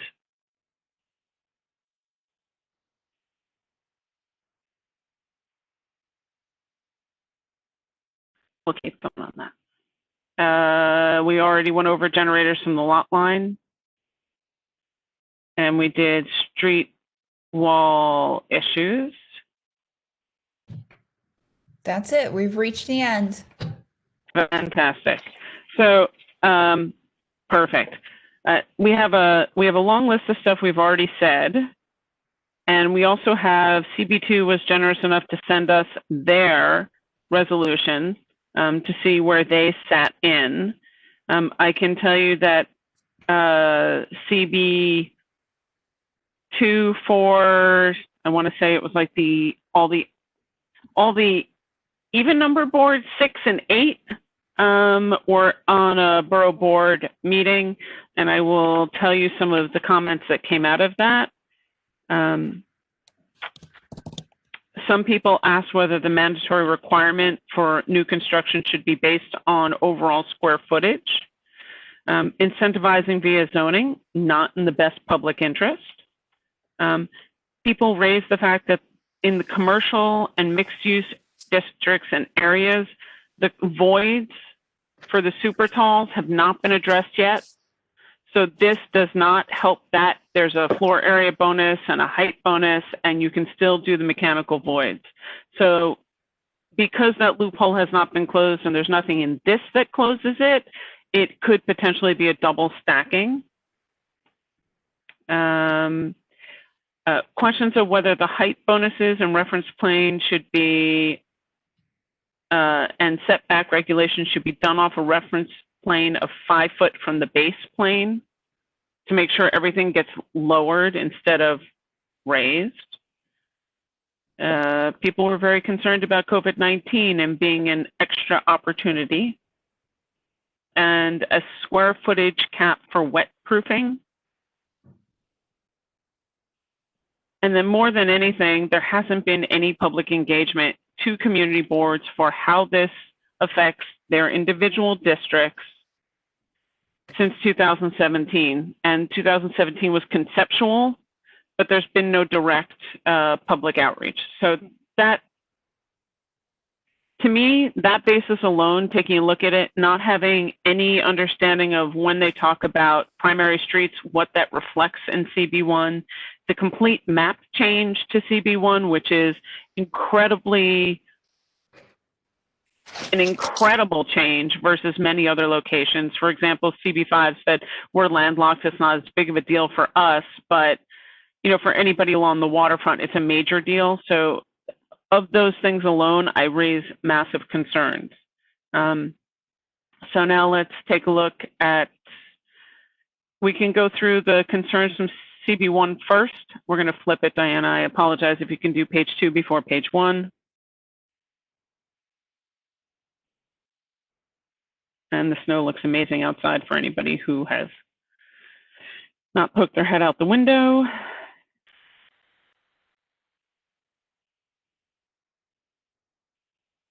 It's getting deep. All right, so here are, other than the questions that were sent back, here are the concerns that were raised for CB1 that could be turned directly into whereases and resolution points based on our notes, plus adding in any of the other comments from everybody on the call tonight, right? So we have the stormwater retention, okay? Conversations. Relevant to that is that study, the 2019 study, and that CB1, according to point 15 and others, is not in, we are not here for daily flooding. It is not due to affect us at all. We have concern with the overheight allowance, the FAR exemptions, the property owners reaping benefits that are not necessary due to zoning. There we go. Yards and open spaces, enough public engagement, stated intention to ease burden on existing homeowners should not apply to new. Here's where asked to opine where in CB1, no portion of CB1 is projected to face daily tidal flooding. Lower Manhattan is unique. District houses, historic districts, we have special district zoning. A one-size-fits-all approach may not be appropriate for all districts in CD1. And I will say that city planning, thank you to Allison, has been responsive for the long list of questions we've sent them, coming to the Environmental Protection Committee and answering innumerable number of questions during the presentations that we've had thus far, considering we still don't have a full understanding of how it will directly affect us. And you have been very responsive. Okay, let's hit up to where CB2 is and see where they went. Just because they are our contiguous neighbor, when we talk about flooding, we are bound with our neighbors.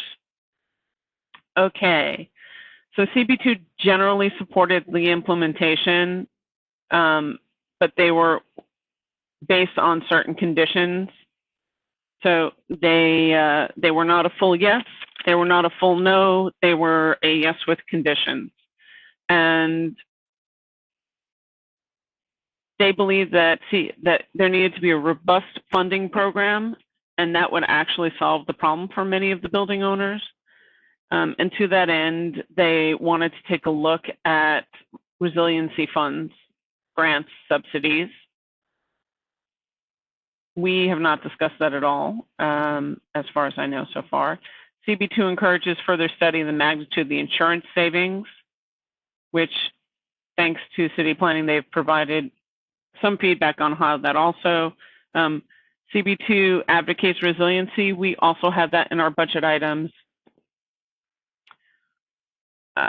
And FEMA flood plans, language should be modified to place a specific measurable cap on variances, and in general believes to the extent possible any foreseen special situations should be addressed in the zoning resolution itself rather than left to future BSA variances, which we have also spoken about, and that alludes to where Bruce was going. CB2, city, whether or not typical vulnerable populations beyond nursing homes should be considered when limiting development within the floodplain, which is one of the nods towards our question on hospitals, but also has questions of schools, daycare centers. In the event of recovery provisions being activated in a context that overlaps the boundaries, they request to promptly be consulted on proposed geographic scope and timeframes as is required when proposing a text amendment. And that alludes back to the lack of public engagement since 2017 with community boards to understand how this may or may not work within their districts. Okay, so first and foremost, we need to have a straw vote as to where we need to go based on all the comments we've had thus far, and then go through any of the comments and questions from the Q&A that we sent city planning. So I'm going to open it up for questions and call outs and shout outs. I have one hand from the public up. I have Rosa's hand up, and then I'm going to go Rosa and then Stacy. Rosa. Thank you. So I actually think that flood-proofing your property. Hey, Rosa, you're like coming across badly. Oh, I do actually think that flood-proofing your property, whether it is a new planned property or if it is an existing property, costs money. It just is a lot more work and costs a lot more money if your building is already built, and if your building is of a smaller scale. So I do think that some encouragement makes sense and is appropriate, even if it's a new development. But I think that the level of encouragement should not be the same across the board. And so if that could be something that we address, I think that would help me to be more in support of this effort. I have to say I am in support of this effort. I do think resiliency is incredibly important for our community, and we must try to address it. And we can't just keep dealing with the aftermath every time something like this happens. We need to, get in front of it. And I laud this effort that we are going through to try to get that done. One other thing that did disturb me, which I don't think we've really talked through yet, but is when you're able to get 10% more height rather than be restricted to the 10 feet. And I think that that's also highly problematic for me. I think that's it. I mean, thank you, Allison and team, for answering all of the questions. I know that there were a lot of them, and I appreciate you going through them all. That's it. Thanks, Rosa. We're going to do board members first. So Stacy, bear with us. Justine? I guess I just have a question, because I'm sorry that I'm so dense is the best word I could come up with. I don't grasp a lot of what you guys are talking about, but I do understand retrofitting, and I do understand the cost associated with it, and that there's a larger cost associated with retrofitting an existing building versus building it into a new building, although I suppose there's a cost associated with that too. And so is this resolution asking for financial assistance for both? Or different, like, and what's the deal? Is it more for? This is just zoning. Just zoning. This is just zoning. So it's not, there's no money baked in anywhere for anyone. It is a give back to building owners or developers. New. Nope, new No, and existing for additional floor area, additional height. That's not us. And what can be or can be counted. So we can go down different roads. We can say yes, but we could say no, unless. We can say we love the whole thing, which is clearly not the way this goes, or no, we don't want it at all. That it wasn't. I'm sorry. Yeah, no, I mean, Just Justine's question. Justine, I think, to make it clear, is it's very expensive, and it's a tremendous challenge, right, for someone like ourselves who own a 5-story building and live on, and put the, move your big house to the top. But it's very different for new development, right? And so you're offering the same incentive, and you're offering the same square footage, whether you're retrofitting or you're building something new, and you can't say that the person that it's the same. In other words, an existing building.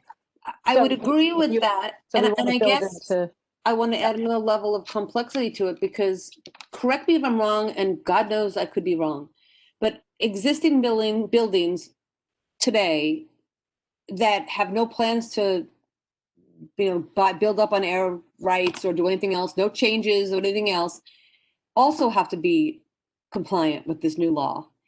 And I can tell you, without putting it on the record, the building that I live is a D, got a D grade, which we've got a lot, apparently means we have a lot of retrofitting to do, which is very expensive. And, on a totally philosophical level, of course we need to do this. This is like, we need to do this because it's good for the planet, it's good for everybody else. But where's the money going to come from to do it? So I guess the easiest answer is, instead of wasting everybody's time, is maybe that I just should stay here. Are you proposing? I don't know. Are you proposing the same thing that CB2 has said about finding a fiscal mechanism for existing buildings? Possibly, yes. That's what I would be saying. I guess so. And I guess that's Are you what also okay? Go ahead, Are you saying yes or no that you believe that this should be available for new development? Yeah, no, it should be available for new development too, but at a different level, because the new development can bake it into their pricing. But yes, so I think it should be a sliding scale, or it should be evaluated. So you believe that new development should get a floor area bonus and a height bonus for doing this? I don't know if I believe that. I don't know. Thank you. Yeah, Okay. thank you. So yeah, It I is don't know. certainly true that a small co-op like ours, which has been a co-op since 77 and there are 12 people, we're in a financial crunch because of taxes, the terrible increase in taxes, and we can't afford this either. So just putting in zoning and slapping tickets on people is a cheap way to go about this for the city, but impossible for the large swath of middle-class residents Agreed. in Manhattan. So Yeah. if they don't have a mechanism to pay for this for small buildings that can't afford it, then it's just a lot of hot air and nastiness. What about Gotcha. new development subsidizing Hold on, existing? Justine. Hold on. We heard from you. We heard from Bruce. Let's go to Detta and Trisha. Because we're not going to solve how they're going to do it. We just need to say, this doesn't work, this does work. Right? That's kind of where we are. All right, Detta, Trisha, and then Stacy. Hi, I just wanted, this is Detta. I just want to say that this, as I understand it, this has been in place for 7 years already and will continue to be in place as a temporary measure. So I just think that's also worth considering, that this is just the vote to make what's already been in place for 7 years permanent. Thank Not you. exactly. Data, it's Okay. not exactly, because there's large expansions and new provisions. Only some of it has been in place. Oh, okay. Thank you for that clarity. Trisha? Hi, I just really want to say, what Bruce said. It's just this, it really puts us in such a difficult situation. I work with a lot of people who live in Europe and Australia, New Zealand, and other places. The government would never suggest something like this without some sort of subsidizing. I mean, it's as I look across what's happening in the city, I hate being at odds with things like climate change in terms of the ability of our co-op to manage the cost of compliance on this. It is an awful, awful position to be in, because obviously I'm in favor of it. So I don't know how to reconcile that.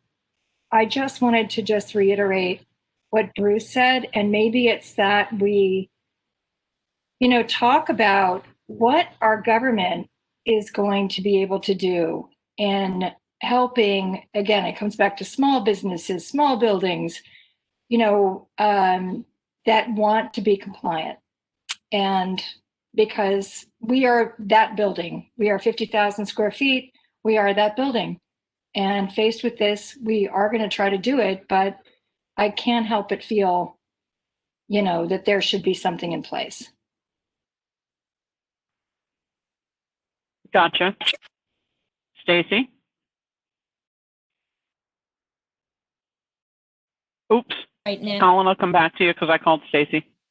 Stacy, go ahead. Hi. I don't want to opine on the renovations piece. It's a lot for me to take in at the moment. So just on the new construction, I don't see how or why developers really need what amounts to a financial incentive for flood proofing in a flood zone.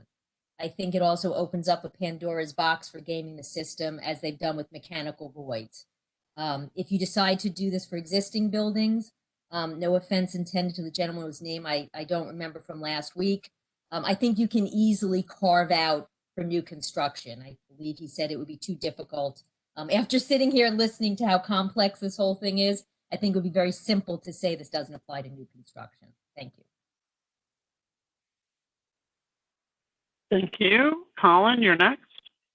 I will be the first to admit that I'm not as educated in this as I should be, but just from my experience working in energy and sustainability, carrot works a lot better than stick.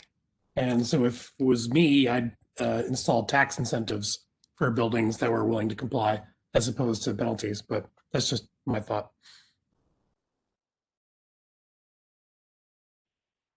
I'm Can we not get far. Allison to, Tammy, can we get Allison, if you're still here, just to give a minute on funding and the question of the finances come up, and, and just a clarity as to I think people are understanding this as kind of a mandate. I think Rosa just wrote a question. Yeah, I did actually. Thank you, Alice. To I think reiterate a point that's been made before. This text is optional. Right. Appendix G compliance with the building code is not optional. So, first and foremost, this text is trying to help, property owners meet Appendix G requirements. I think I'd actually ask Manuela is Manuela still on? Yes. Maybe. Thank you. Could I don't know who just asked the question about finance, but if that question could be repeated, and then if I could ask Manuela to opine if she's able to. It's also up on the screen, or an aspect of it. Oh, thank you. I see. Yeah. No, this is a good question. I think that as Allison was saying, the Appendix G of the building code sets a requirement. We have this since the 80s in the city, and it's set by FEMA, enforced by our building code.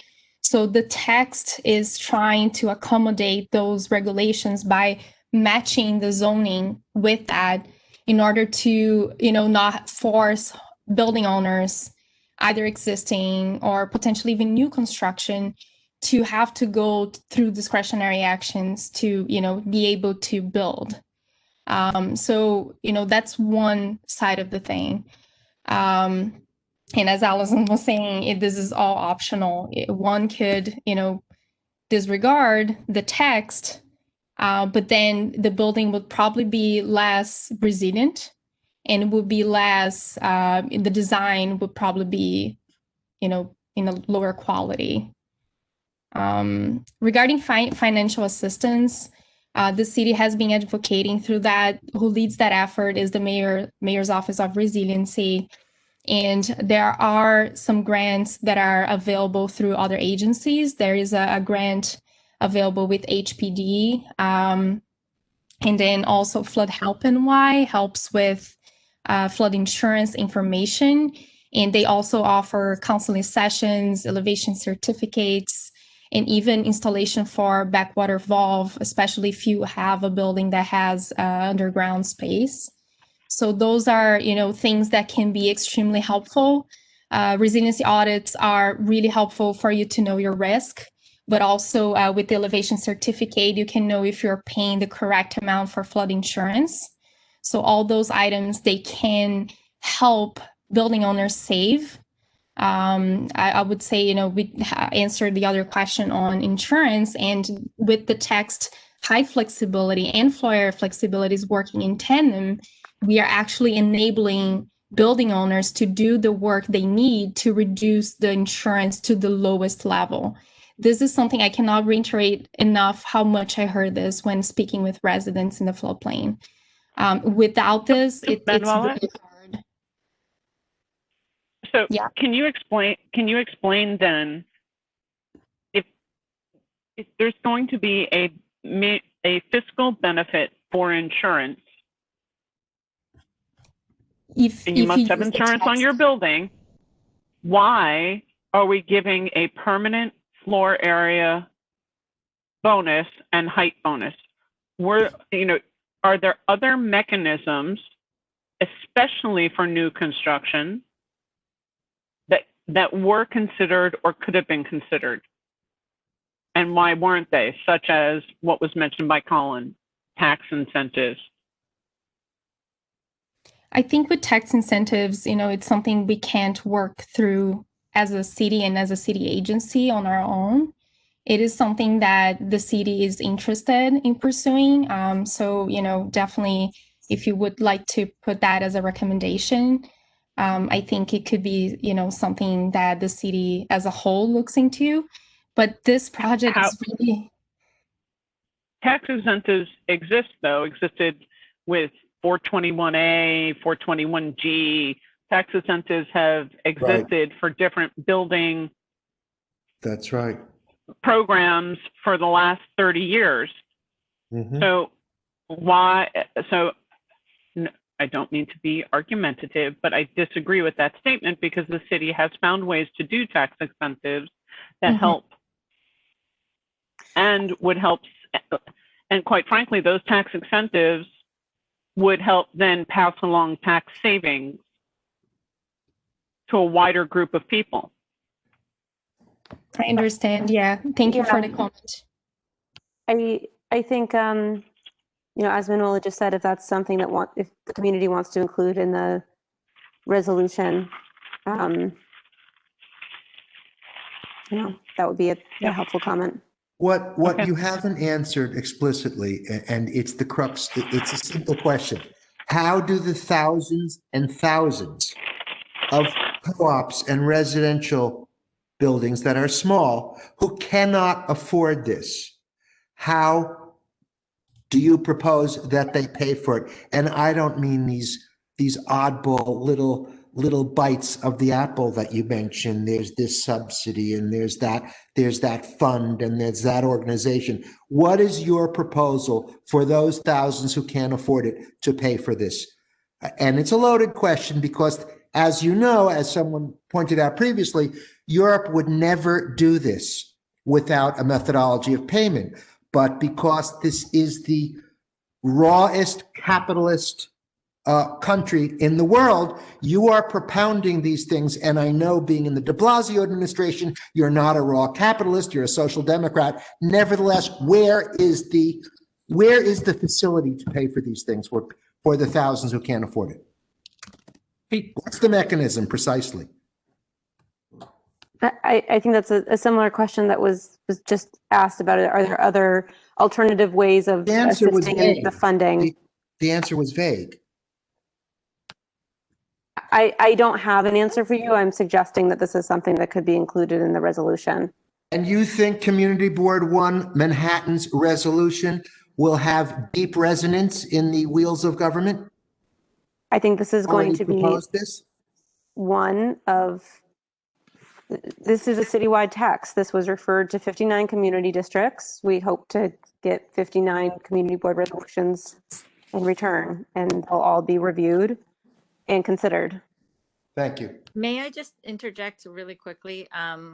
Because I think that one way to understand this is, again, with an example. So for instance, if there is a townhouse, and let's say it's got 5 stories on it, right? The penthouse owner, the top floor owner, could decide that they want to pay for an expansion. This is an amazing opportunity to pay for an expansion of their space, and they need more space. So they basically pay the building to use the newly freed up or floor area that's now been exempted from the bottom to be able to be used up at the top, right?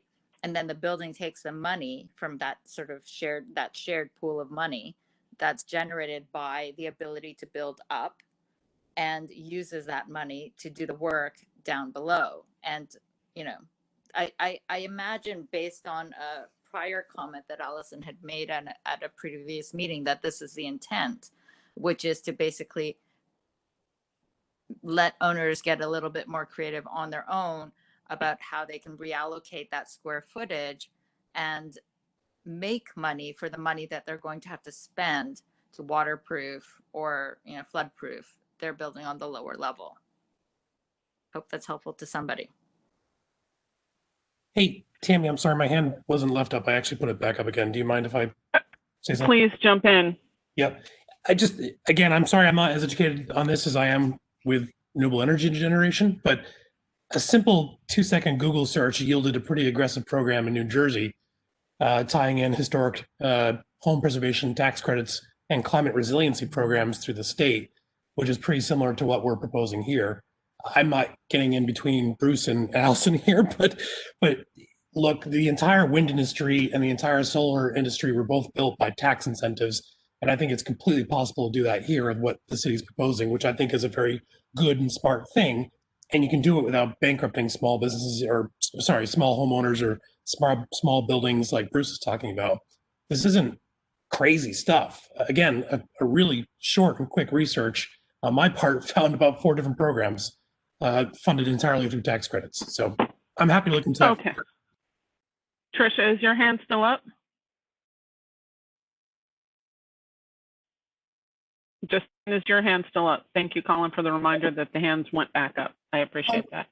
Yeah, no, my hand went back up because I guess part of what I want to say is, if I'm getting this correctly, the tax incentives, there should be no tax incentives for new constructions to be made compliant. They deal with it and build it into whatever they're doing. No tax incentive whatsoever. I know you mentioned 421G and A and all that. They had sunsets. They were not, as we're dealing with the aftermath of their sunsets now, they're not effective the way they were written. That's a no, but that doesn't mean that it's not a possibility. It's a possibility, but I think that better than tax incentives, it just should be building law. You don't build tax incentives to make buildings fireproof. You don't say that you need to have sprinklers in commercial buildings or whatever it is. It's just the law. Make it the law to make it compliant for new construction. No shirt, no service. I gotcha. Yeah, okay. and then the tax incentives and the subsidies should be put to buildings that exist right now, because and I want to say I totally hear Bruce, I totally hear Colin about the small buildings, but I got to tell you, the big buildings are suffering just as much. And the idea that Justine, remember, this is optional, but on the other hand, I think new construction for an FAR bonus, why wouldn't you do it? If you're going to get above it. I think it should be a law. Yeah, I mean, sorry. You want this done, and we want to move forward into this world and make this place, make this a city, and make this a country of safer buildings for everybody. We should do it as a matter of law. Okay. So that means I'm going to try and do a straw poll to try and get to a point to understand where we are. Okay. How many people do I need for quorum, Lucy? 8. Okay. So the question I'm going to ask goes this way. We're first going to figure out how we're voting on this and then put the details in. Do I have more than five people who think that this should be a yes, a straight yes with condition?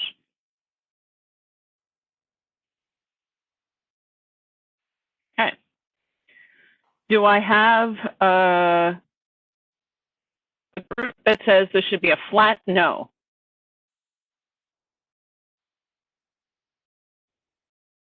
Do I have people that think this should be a no unless? I need people to speak up, by the way. Susan. Do you have some? Yes, I would do that. That's how I would do it.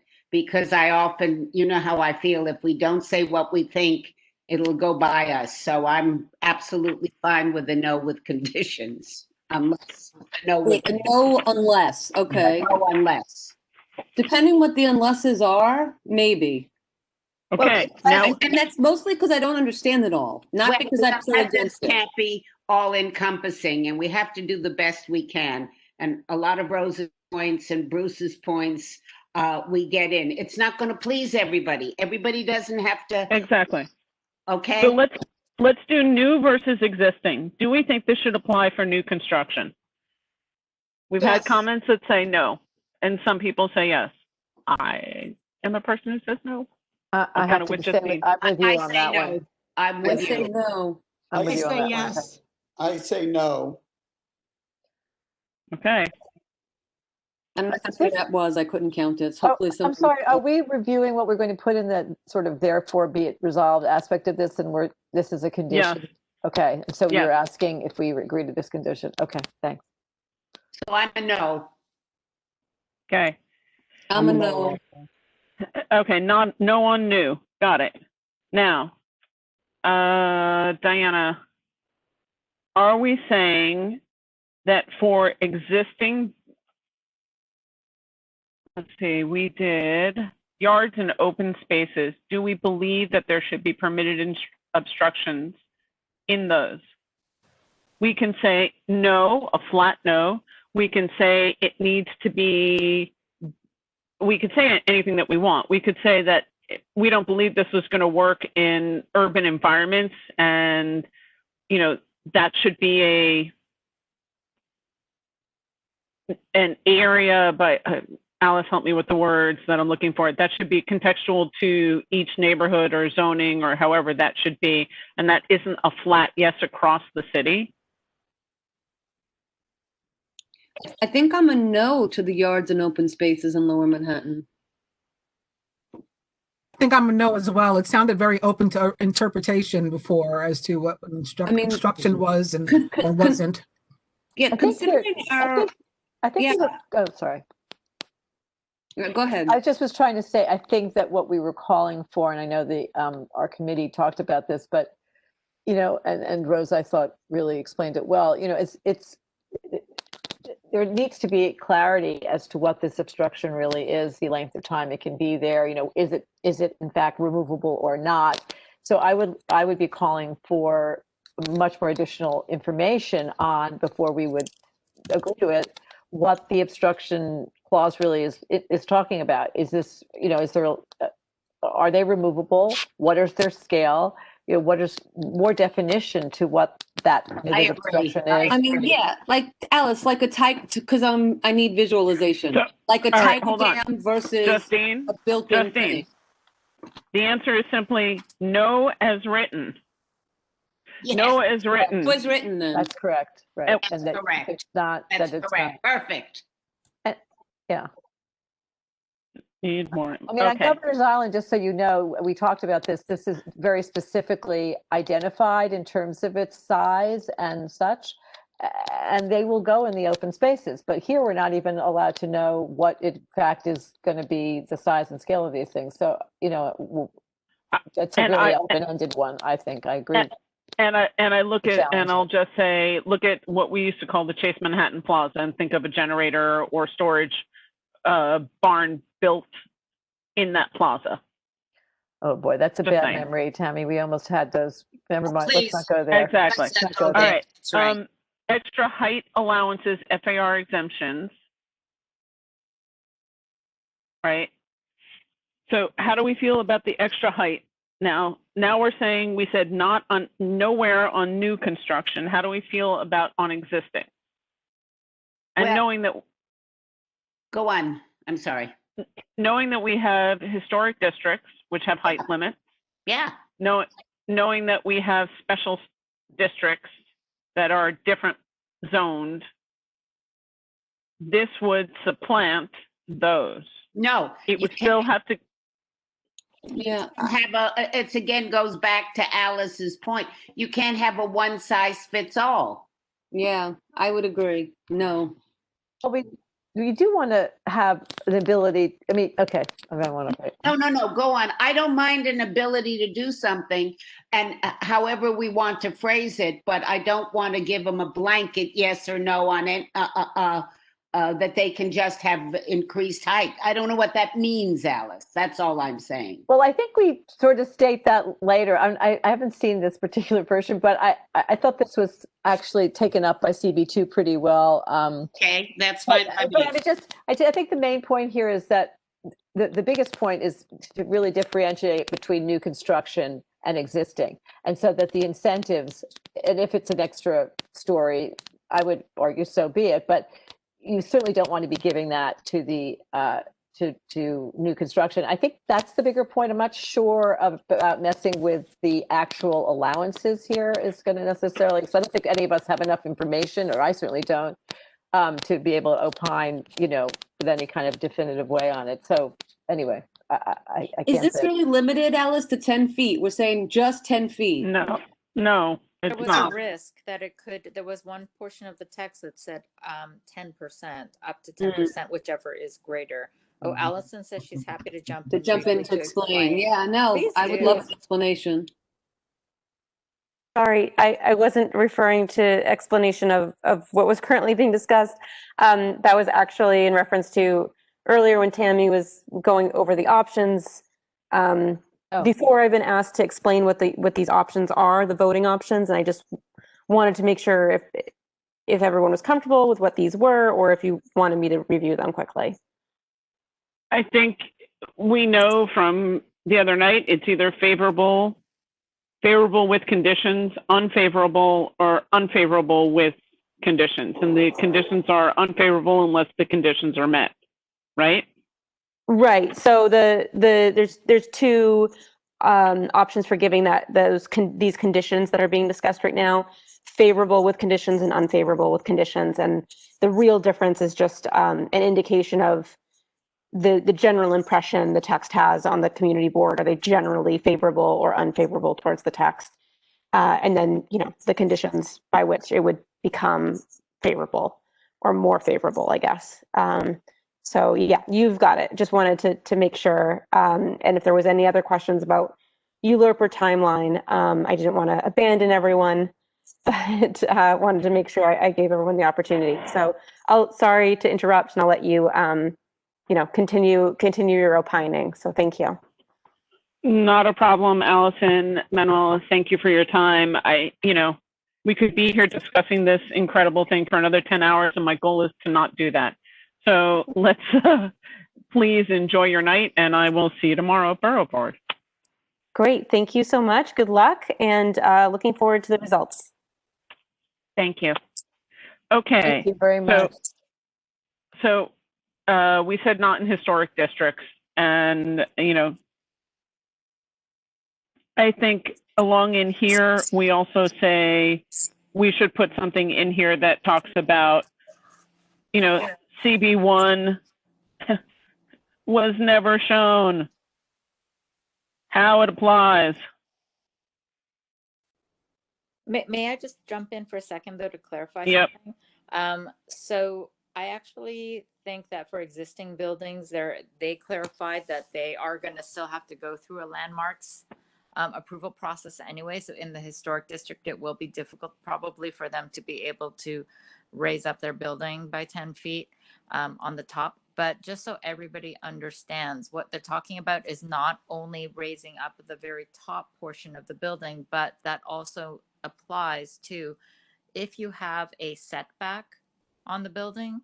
So for instance, the base height is, let's say, 60 feet, and then there's a required 10-foot setback, and then the maximum building height actually goes to 80 feet, then what that translates to with this text is that the base height now goes to 70 feet. So the base portion rises as well as the top portion by 10 feet. I just wanted to be sure that everybody understood that. But I do think that's a great point, Rosa, because it goes to landmarks preservation, and you have no idea what landmarks preservation is going to do. Well, they'll probably just kill it, but they may not. Exactly, they may not. That's why you have to be very careful. Your point is well taken. Yes, but I do want to say that there is a cost to all of this, and it's an especially high cost to existing building owners that have to really deal with the infrastructure of their building as well as the top of their building. So I think Rosa, that it's not. Let me cut that to the chase. Are we saying that we don't, in historic districts, we don't like the base height addition or the top height, and that we think that the city should create alternative financial mechanisms to help existing buildings become as compliant as possible? Is that where we're going on this? I like that. I like that. I like that. That's good. That's Bruce, good. you're good with that too, right? That seems to address the small as well as the large. Thank you. You're welcome. Colin, thank you for the text of your daughter. She's adorable. Yes, you have to hang on for a vote. I just want to say, tell her I'm truly sorry as I'm sitting in the dark and my family is bringing me food and water. I appreciate it, but sorry. Why are you sitting in the dark, Tammy? Because it's the only way you can actually see me on the camera. Tammy, the one thing I wanted to say was I agree with what you just said. I think it's important that we acknowledge the importance of this program, but we also help people who need the help. But I would love to see language in there saying that we applaud the efforts of actually doing this. I think that's important to say. Hey, Tammy, can you go over that language again? In historic districts, we don't like the base height and the top height portion. And what was the last end of that?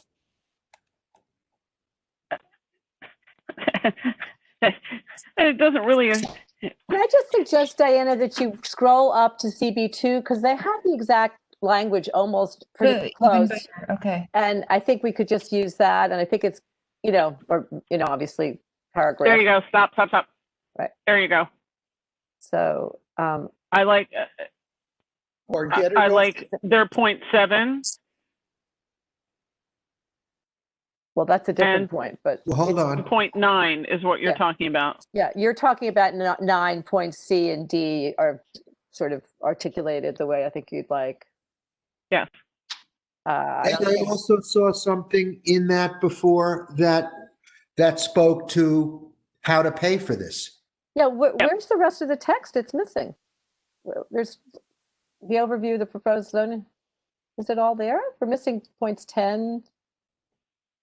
I have the copy in my screen and I have 29 points here. From CB2. Yeah.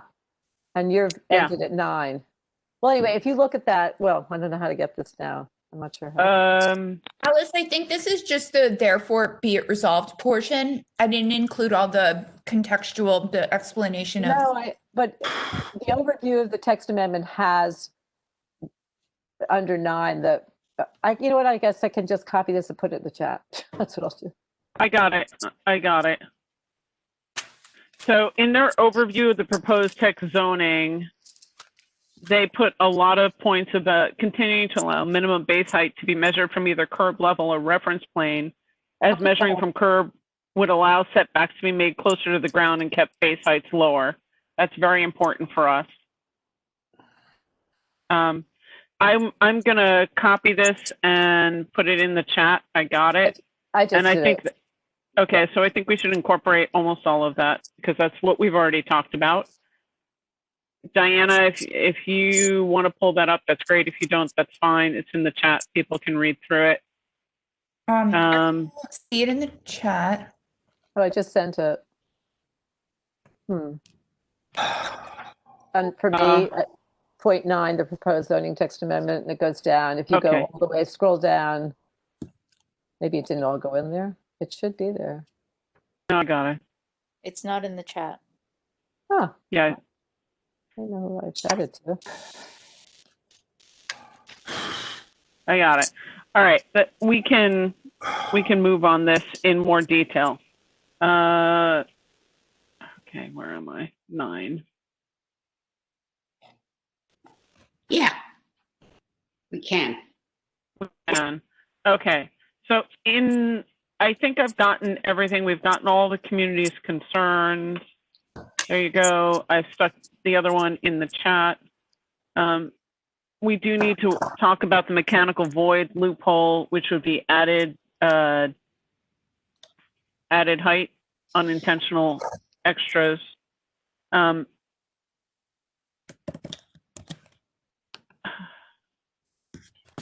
And okay. Well, they've got some interesting details in theirs that we didn't even mention. This thing about the dormer allowances. Well, you can look it over, and then before we still have a few days. Yep. So here's the question. So we are basically saying we generally are unfavorable to the implementation of the proposed zoning text amendment, though we certainly agree, right? We certainly agree that existing buildings and new buildings should have more flexibility in preparation for storm surge and flooding events and the ability to recover. Right? We all agree with that. Yeah. However, right. We believe in order for existing building owners to take full advantage of the text amendment, there needs to be a robust funding program. Right. We encourage the city to explore a variety of options to provide funding for resiliency-focused building improvements and retrofitting, which could, among other things, continue to advocate for state and federal grants and or subsidies. Right? Yep. All right. Or, not, or, and, but not limited to tax incentives. Okay. CB1 encourages the city to further study the connection and the ability to increase insurance savings that could be realized by building owners who do the retrofit to be more resilient, and to publicize the results to increase public awareness.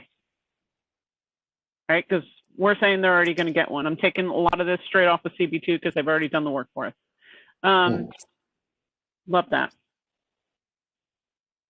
Yeah, we were really lucky with the timing on their resolution. So CB2, Rosa, this goes to where you're going. So CB1 understands the need to establish a process for which variances can be granted by the BSA in special situations. We request that the language in the zoning text amendment be modified to place specific, measurable cap on these variances. And in general, believes to the extent possible, unforeseen special situations should be addressed in the zoning resolution itself rather than left up to the variance. Tammy, I think we had discussed, maybe I got this wrong, that rather than have to sort of rewrite ours, we would be then just saying that that I don't know how either you rewrite it or you're not. plagiarizing. We're doing it contextual to ours because we have more historic and subjectures. We're also saying no. Right. We're saying no and definitely nothing on new.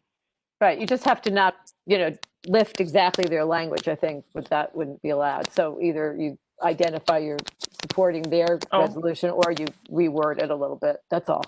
I can lift. I can lift. Well, lift and change. Lift and change. Good. Lift and change. Yes, Tammy. So I think that takes, I personally also want to put the whereas there has been zero engagement with the community since 2017. Yes. Yes. Absolutely.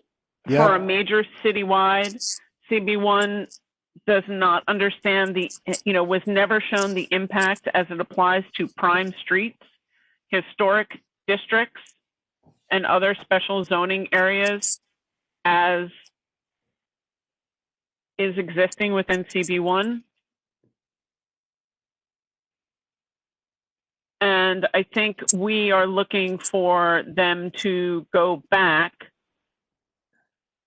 to make the zoning, and I need my land use people here to tweak that. What we were looking for is for them to make a zoning text amendment that is more contextual for each district. Or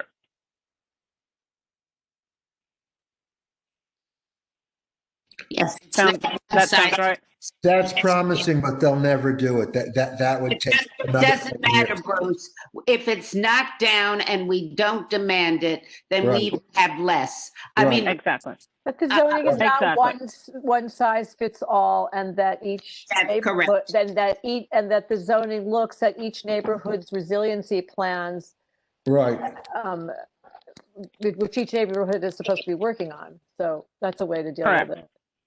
Okay, good. And I think that takes care of everything here, no? I think I got everything. More or less. It's very hard to take care of everything, but I think we did, and we'll have to read it and look. So, we'll read it, we'll look. Resolutions are going to go out over the weekend. If you have friendly amendments, I would appreciate you sending them to the office in advance of the full board meeting in writing. We will still read them out. I'm not saying that we are taking them. I'm saying that it would just certainly make the board meeting faster, which is my goal. All right? Okay. Okay, so let's take, I'm calling the question. Okay. Yes. Okay. So all in favor? Aye. Aye. I'm calling names. Oh, Lucy, are you going to roll call me? Yeah, we have to. She has to. You have to. I know took that. 3 hours with this. Yeah. It's going to take 1 minute. Yeah, roll call. Tammy? Yes. Alice? Yeah. Susan? Yes. Justine? Yes. Bruce? Yes. Goldstein? Yes. Marianne. Mariana. Yes. Tricia. Tricia, you still She with had us? to jump off. It's her twin's birthday. Betty. No. Colin. Darn tootin'. Okay. Pat. Yes. Brittany. Did we lose Brittany? No, she's here.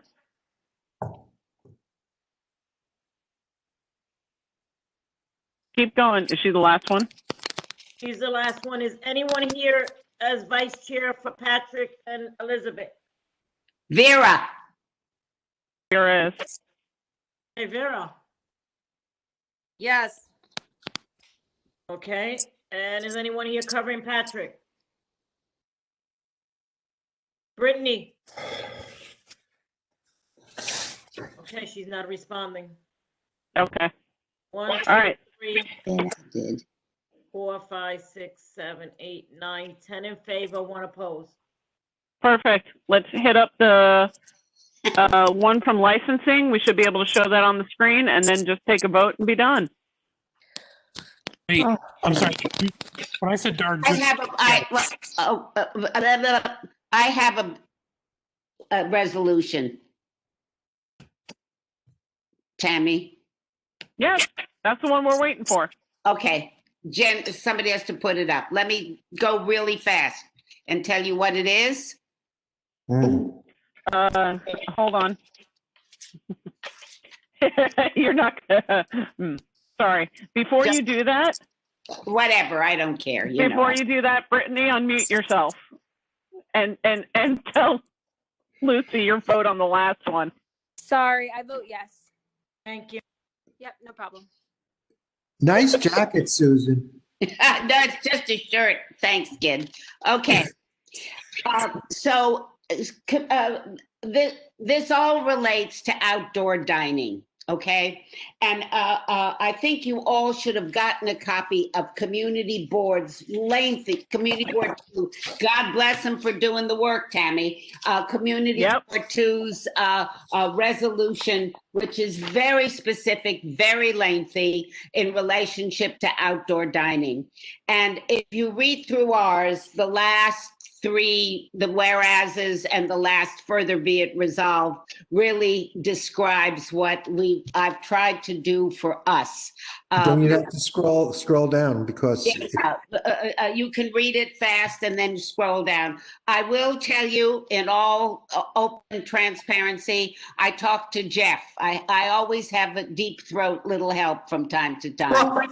And Mark had gone over this as well, and so had Megan.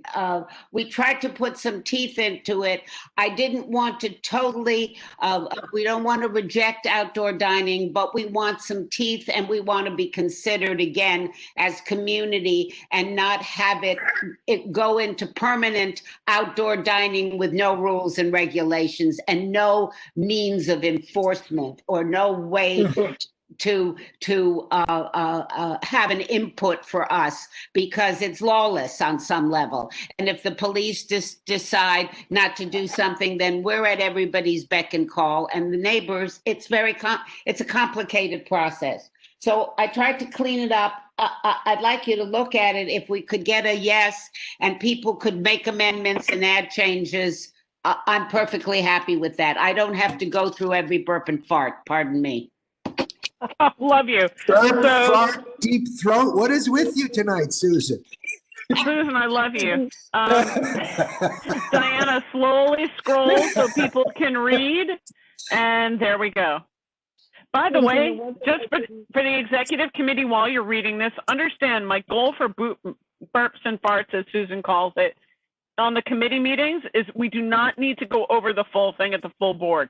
I will not be reading full resolutions on the full board. You have tell anybody on their committee, do your due damn diligence, go to a committee meeting, read the resolution. I agree with you. I don't have any trouble. That's why I come to, I went to whatever last night. Exactly. Diana, I have a question just about the outside heaters, because I don't know anything about the safety of them. I'm looking, trying to look quickly and read it.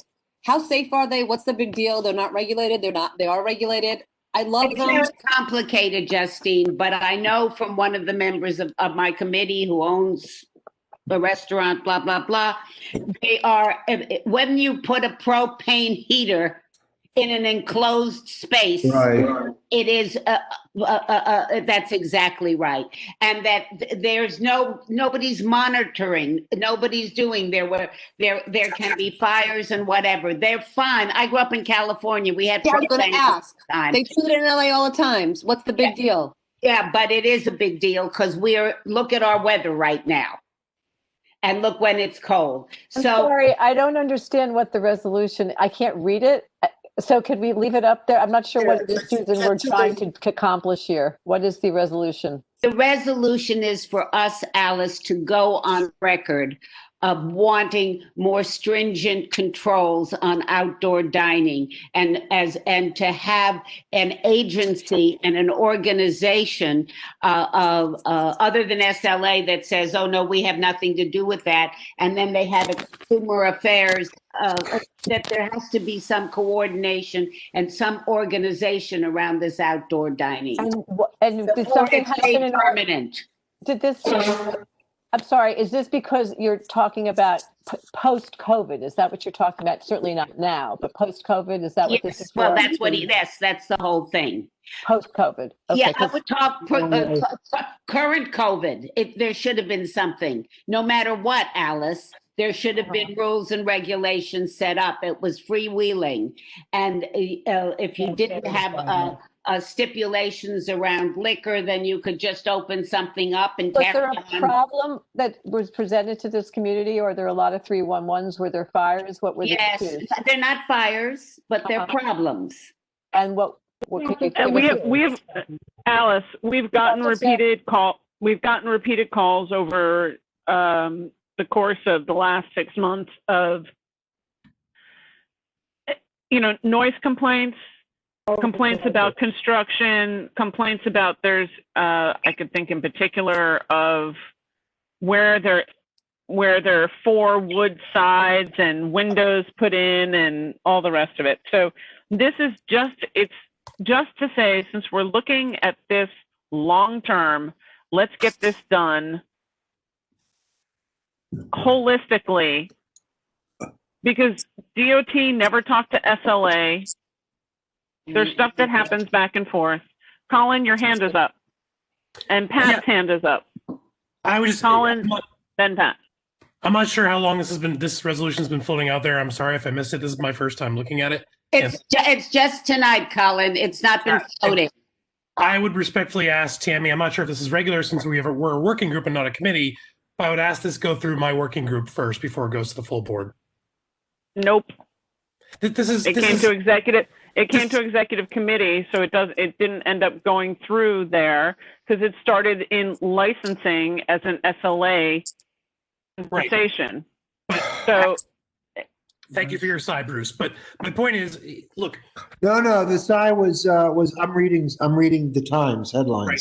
Right. This is putting added burden on businesses that already have a lot of burden. I'm concerned about how this looks for a community board, which is supported essentially opening up, right, are taking reins off of businesses. So, well, if you read it and you want to give, make some, but it's going awfully fast.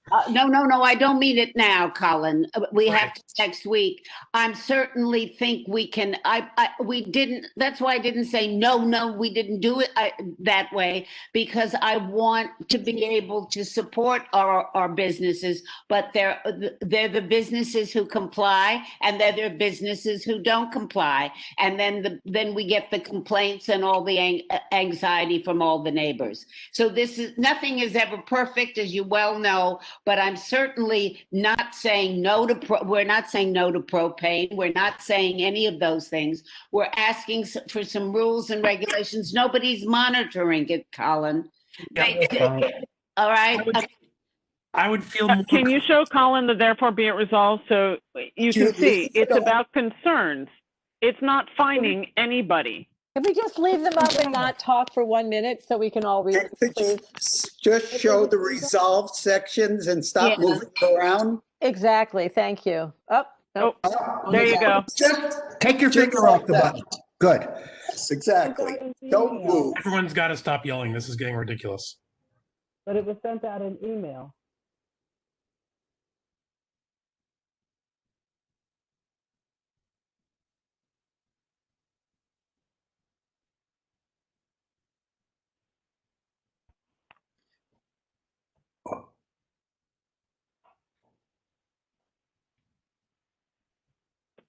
Okay, while you're quietly reading, Stacy from the public has her hand up. Oh, I'm sorry, Stacy, you got to wait behind board members. I see Pat, I see Betty, I see Bruce, then Stacy, and then after Stacy, I'm going to have to call the question because I would like to end this meeting within the next 10 minutes. Mine was just minor. I don't see anything about rodent mitigation. Pardon me, I can't hear Pat. I'm sorry. I just didn't see anything about all the little rodents and rodent mitigation and rodent. You know, we have all these mice and rats that are coming out because of all the garbage. Well, we can add that in. Absolutely. I say trash, but we can say in vermin. Mm-hmm. We say it. It's where it's all the quality of life issues, like I saw and something else. I don't remember where I saw it. It's yeah, the one. An overall increase in it's one of the whereases. An overall increase in trash and pedestrian traffic. Yeah. Spaces blocking sidewalk, and also the increase in vermin or rodent population and mitigation. Yeah. In rodent and vermin. Wow, my light just came on. Okay. Okay, so after Pat, we have Betty, Bruce, Paul, and back to Colin. I just want to make a point of clarification.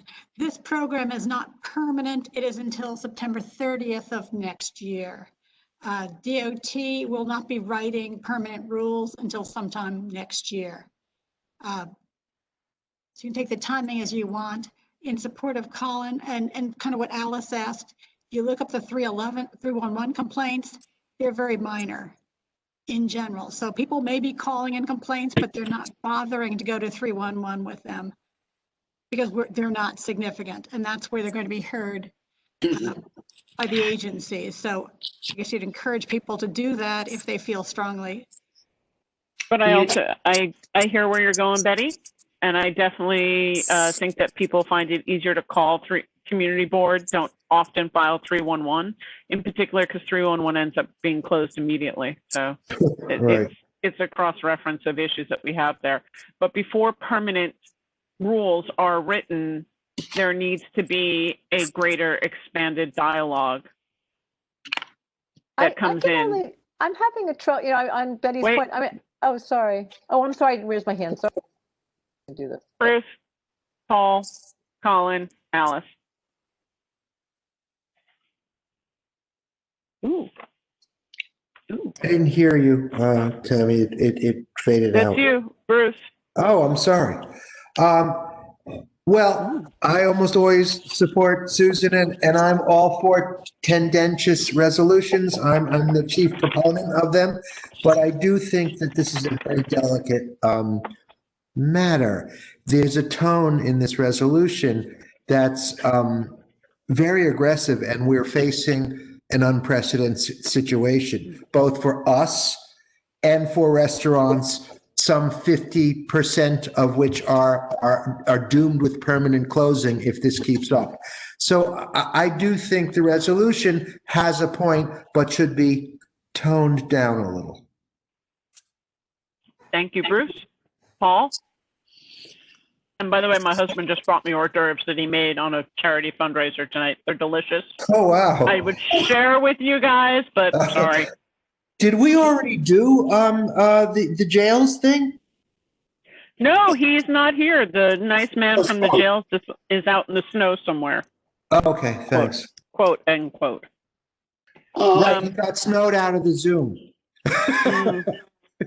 Paul, you're up. I mean, I want to help the restaurants as much as anyone, but I also don't want to just leave and sort of open-ended approval for them to stay there till September. I mean, conditions on our streets could easily change between now and September. You know, if this vaccine works and more people start driving into work, you know, who knows what's going to happen. So I just think that, you know, trying to plan now for that, I don't know why it's even necessary. What's wrong with just leaving it as it is now? I know it's not a perfect system, but as we were saying, it's not that bad. Permanent rules are being created, Paul. What? Permanent rules are being created around this. So I would we vote need to have. I oppose those permanent rules personally. I think the current system of letting community boards review them is what we should support. That's kind of what the resolution alludes to. Okay, Colin? It should state more clearly. First of all, I just want to thank Susan for this, and I think it's good work. It's attacking something that people care about, and I don't want to disparage that or my friend Susan. That being said, any legislative body has hearings over issues that are important to the public, and I'm not suggesting we have a hearing. I just wish this could have gone through the Small Business Working Group first. Before I could vote on this, before I could offer my opinions on this, I'd want to hear from small business owners, I'd want to hear from FDNY, and I'd want to hear from the city. I don't think we can pass this without hearing from those people. I'm not sure what the mechanism of doing that is, but I think we need to do that. Alice? I'm kind of, you know, I adore Susan. Nothing she does is wrong. But here I have to say, I may have to abstain, at least for the time being. I have to say, I think Colin has raised a good point. I can only say, and if it were true that there are 1,311,000 and there's been a lot of Sturm and Drang over this, I would feel very differently. But I agree, I don't really know what the temperature on this is, and I'm reticent to go with, you know, sort of a lack of real specificity as to what the community is really feeling about this situation. But I can only say from my own experience and from those that I know, and I do go out quite a bit in restaurants, I think people are rejoicing in this situation, and this is a winter that will end, thankfully, in a couple of months. So I'm just not sure, you know, what this is really aiming to do. Okay, sorry. It is asking in developing the permanent outdoor program that they involve the community board and set up a process similar to the way the liquor licensing process goes. It's not telling people that they have to close. It supports, you know, we're in developing the permanent outdoor program. An evaluation of temporary outdoor program is done, which we've already gone on record and said in a prior resolution in transportation, I believe. But that they put in place a formalized community review process. This is not saying get rid of it. This is saying before you make permanent plans, we think that there should be an engagement process and a community board process, similar to the way the SLA operates with us. But when does the permanent plan begin? Is it after September 30th? They are working on developing it in 2021 to go in place after September. And we're saying we want to be part of this process because we have not been part of any of the process thus far. All right, I feel badly on this. I didn't do my homework here, so I apologize. I haven't read it. I haven't dove into it, so I'm sorry. I'm sorry about that. Okay. Stacy, if you're still alive. Stacy?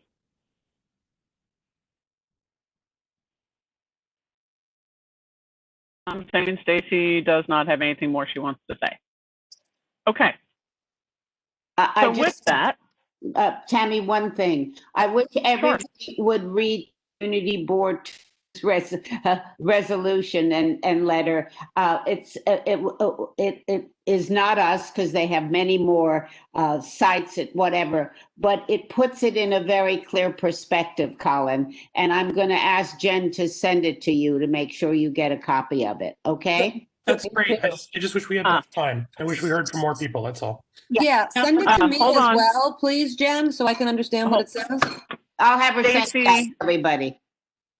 Can you unmute Stacy? I forgot she's in the attendee Stacy. section and she can't unmute herself. I did unmute her and I had to bring down the screen. So if you want the Hi, can you hear me now? Stacy. Yes, Stacy, we can hear you. Okay, great. Thank you. And first of all, just a side comment, God bless all of you. Just watching the inner workings here, I'm just, amazed by how much time and effort you all put into this. I did not do my homework, so I don't know if this has been covered or not, but I do have one concern. I'm watching under other circumstances might be humorous, but I'm watching outdoor dining spots that are being boarded up to the point of no longer being outdoor. They're like the apartment in your backyard for your in-laws. And if safety is the goal, I think there may be times when indoor dining, opening that up with higher ceilings, safer heating, better air circulation, probably more comfortable, less intrusive to the neighborhood. Unless these are being built as individual cubicles, I do have a concern. My heart breaks for those that are losing money. My heart also breaks for those who are losing families. So maybe the intention wasn't this would be dragging on as long as it is, but just simply watching them board them up and put plastic around them doesn't seem to actually be the intention of them being safe. So just something to consider. Thank you, Stacy. So with that, I'm going to call the question.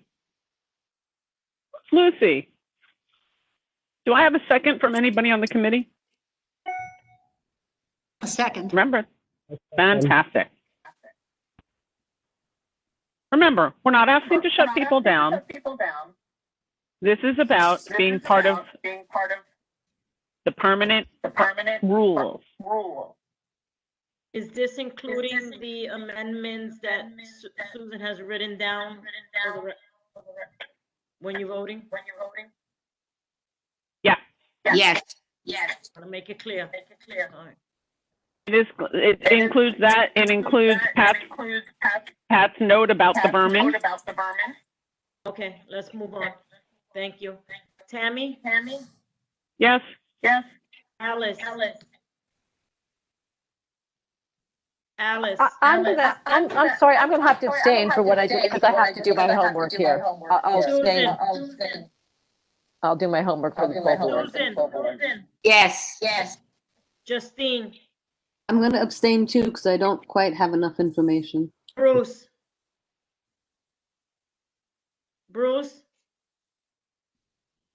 Goldstein? Abstain. Mariana? I agree with Colin and abstain. Betty? Abstain.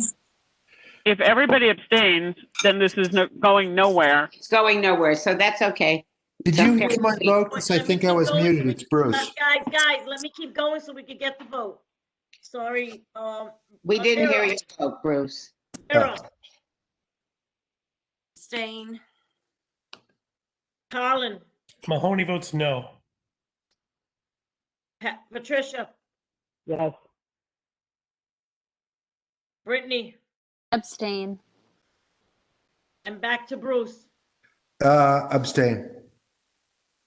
So you have 1, 2, you have 3 yeses, 1 no, and 1, 2, 3, 4, 5, 6, 7, 8 abstain. Hey, is there some way, Tammy, that I don't want to kill this because half of us. It's already voted. I was actually about to go there. Can I make a motion? Goodnight. Can I get a second for a motion to forward this issue to the working group? I second Colin's motion. I'm going to say this crosses 5 business groups. Okay, it starts with SLA. It crosses DOT. It crosses Small Business Working Group. So it's about just putting it and quality of life. Sorry, Pat. Thank you. So I'm not sure Small Business Working Group, Colin, is the right answer for that. It's the only answer out of respect. Yeah, I kind of agree. Only if you do it in executive. You have to have small business working group and executive next month then. Because you need to have everybody represented across the board. But invite people to come. You have a motion to put it on every committee that it's relevant to? Sorry, hang on. Just next month? Could just let me clarify my motion that made me make everybody happy here. We have a second motion. Let me amend it to basically say working group will do it in conjunction with Susan's committee. And we'll have it, and we'll invite witnesses, including small business owners and FDNY if they want to show up, or someone from the city.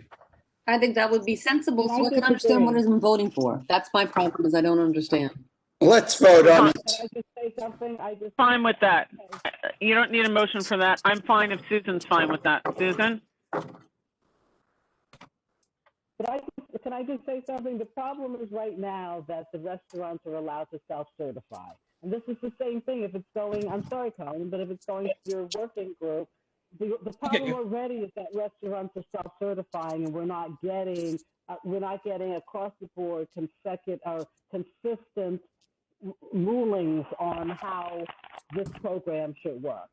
I know you're not wrong, and it's something I've turned a blind eye to, but I'm vehemently in support of these guys surviving. So you're not wrong.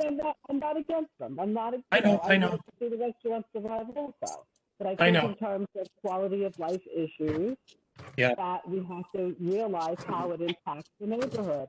I'm not saying I don't want the restaurants to survive. I do, but we need to have some agency take responsibility for legislation or for rules and regulations that the restaurants have to abide by.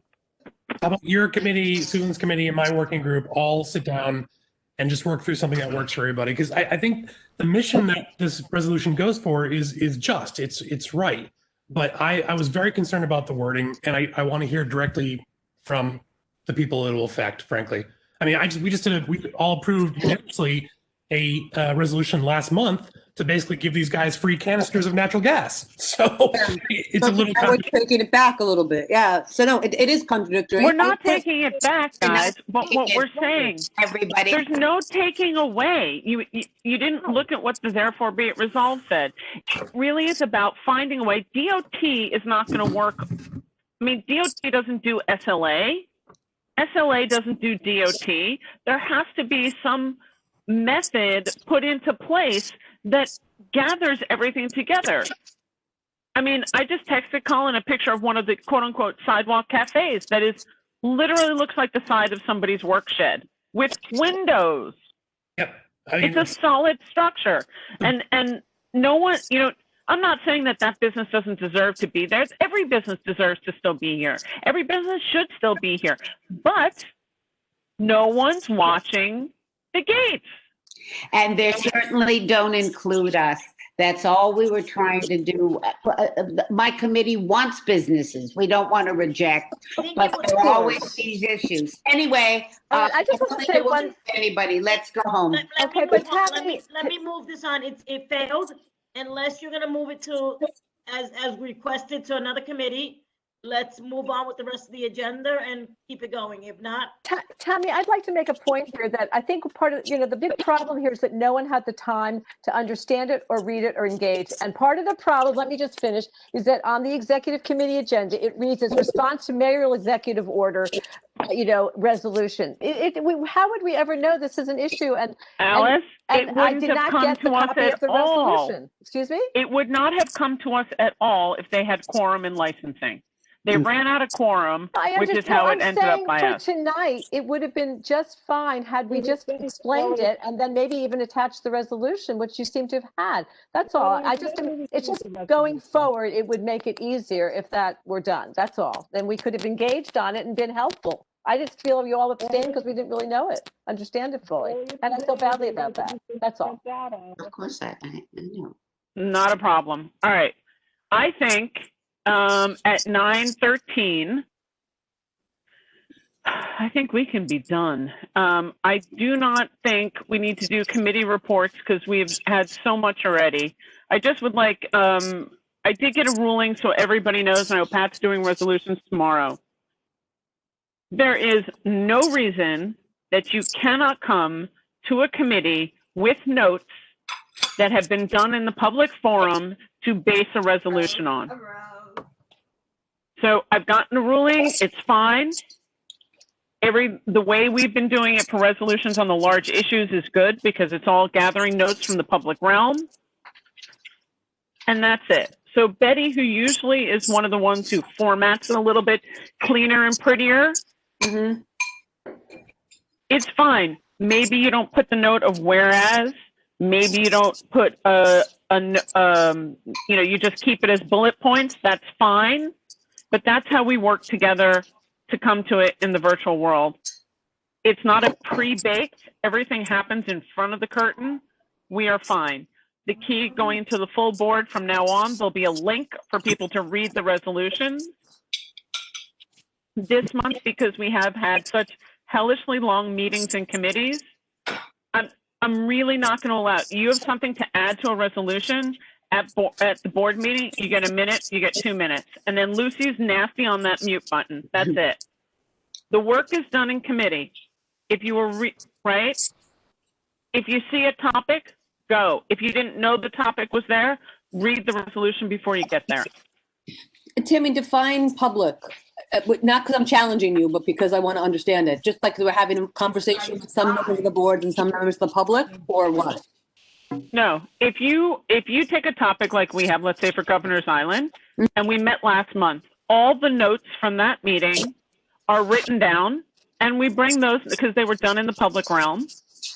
It's just a written document of what happened at that meeting, for the community sentiment, and you bring it into the next one, and you write the resolution from it. As long as all the work is done publicly, you cannot write and when you're writing the resolution, it has to say things like, if, for example, I am in receipt of a letter from DHS and Pat is doing a resolution, she can reference according to DHS, but you have to say where it's referenced. You have to say in letter to, in March 17th, 2030 letter to chairperson, DHS says. Or bill number XYZ that was sponsored by, or something like that. You have to have a reference. That makes correct. Sense. Okay. Correct. No, that's cool. Thank you. And all the whereases are historical, but it is not, you have to reference where the city agency said what. And we've learned with DHS in specific, you want to be as detailed as you can. I want to say, we're having a tutorial tomorrow, everyone. So quality of life, the second half of our meeting is going to be a tutorial on reso writing, and Mariana and Justine and Betty and Lucian are going to run it. And we're all going to write a reso, or at least learn the steps in writing the reso so that we can also write ourselves. Okay. Exactly. So, and, Lucian will be there. Lucian knows all the, guidelines for open meeting laws and things like that. So he'll work with you guys tomorrow to do it. I'm thrilled that Quality of Life wants to do it. Thank you so much for tackling that on. I have no give back of it should have been an executive. I don't care as long as people get to write the resolution. Well, we can do some in Quality of Life, and we can come to executive next month and do some. It's fine. Exactly. Before we sign off, Susan, Pat, you guys want to chat tomorrow and see if we can work our way through this and maybe get something in for new business? That's fine with me.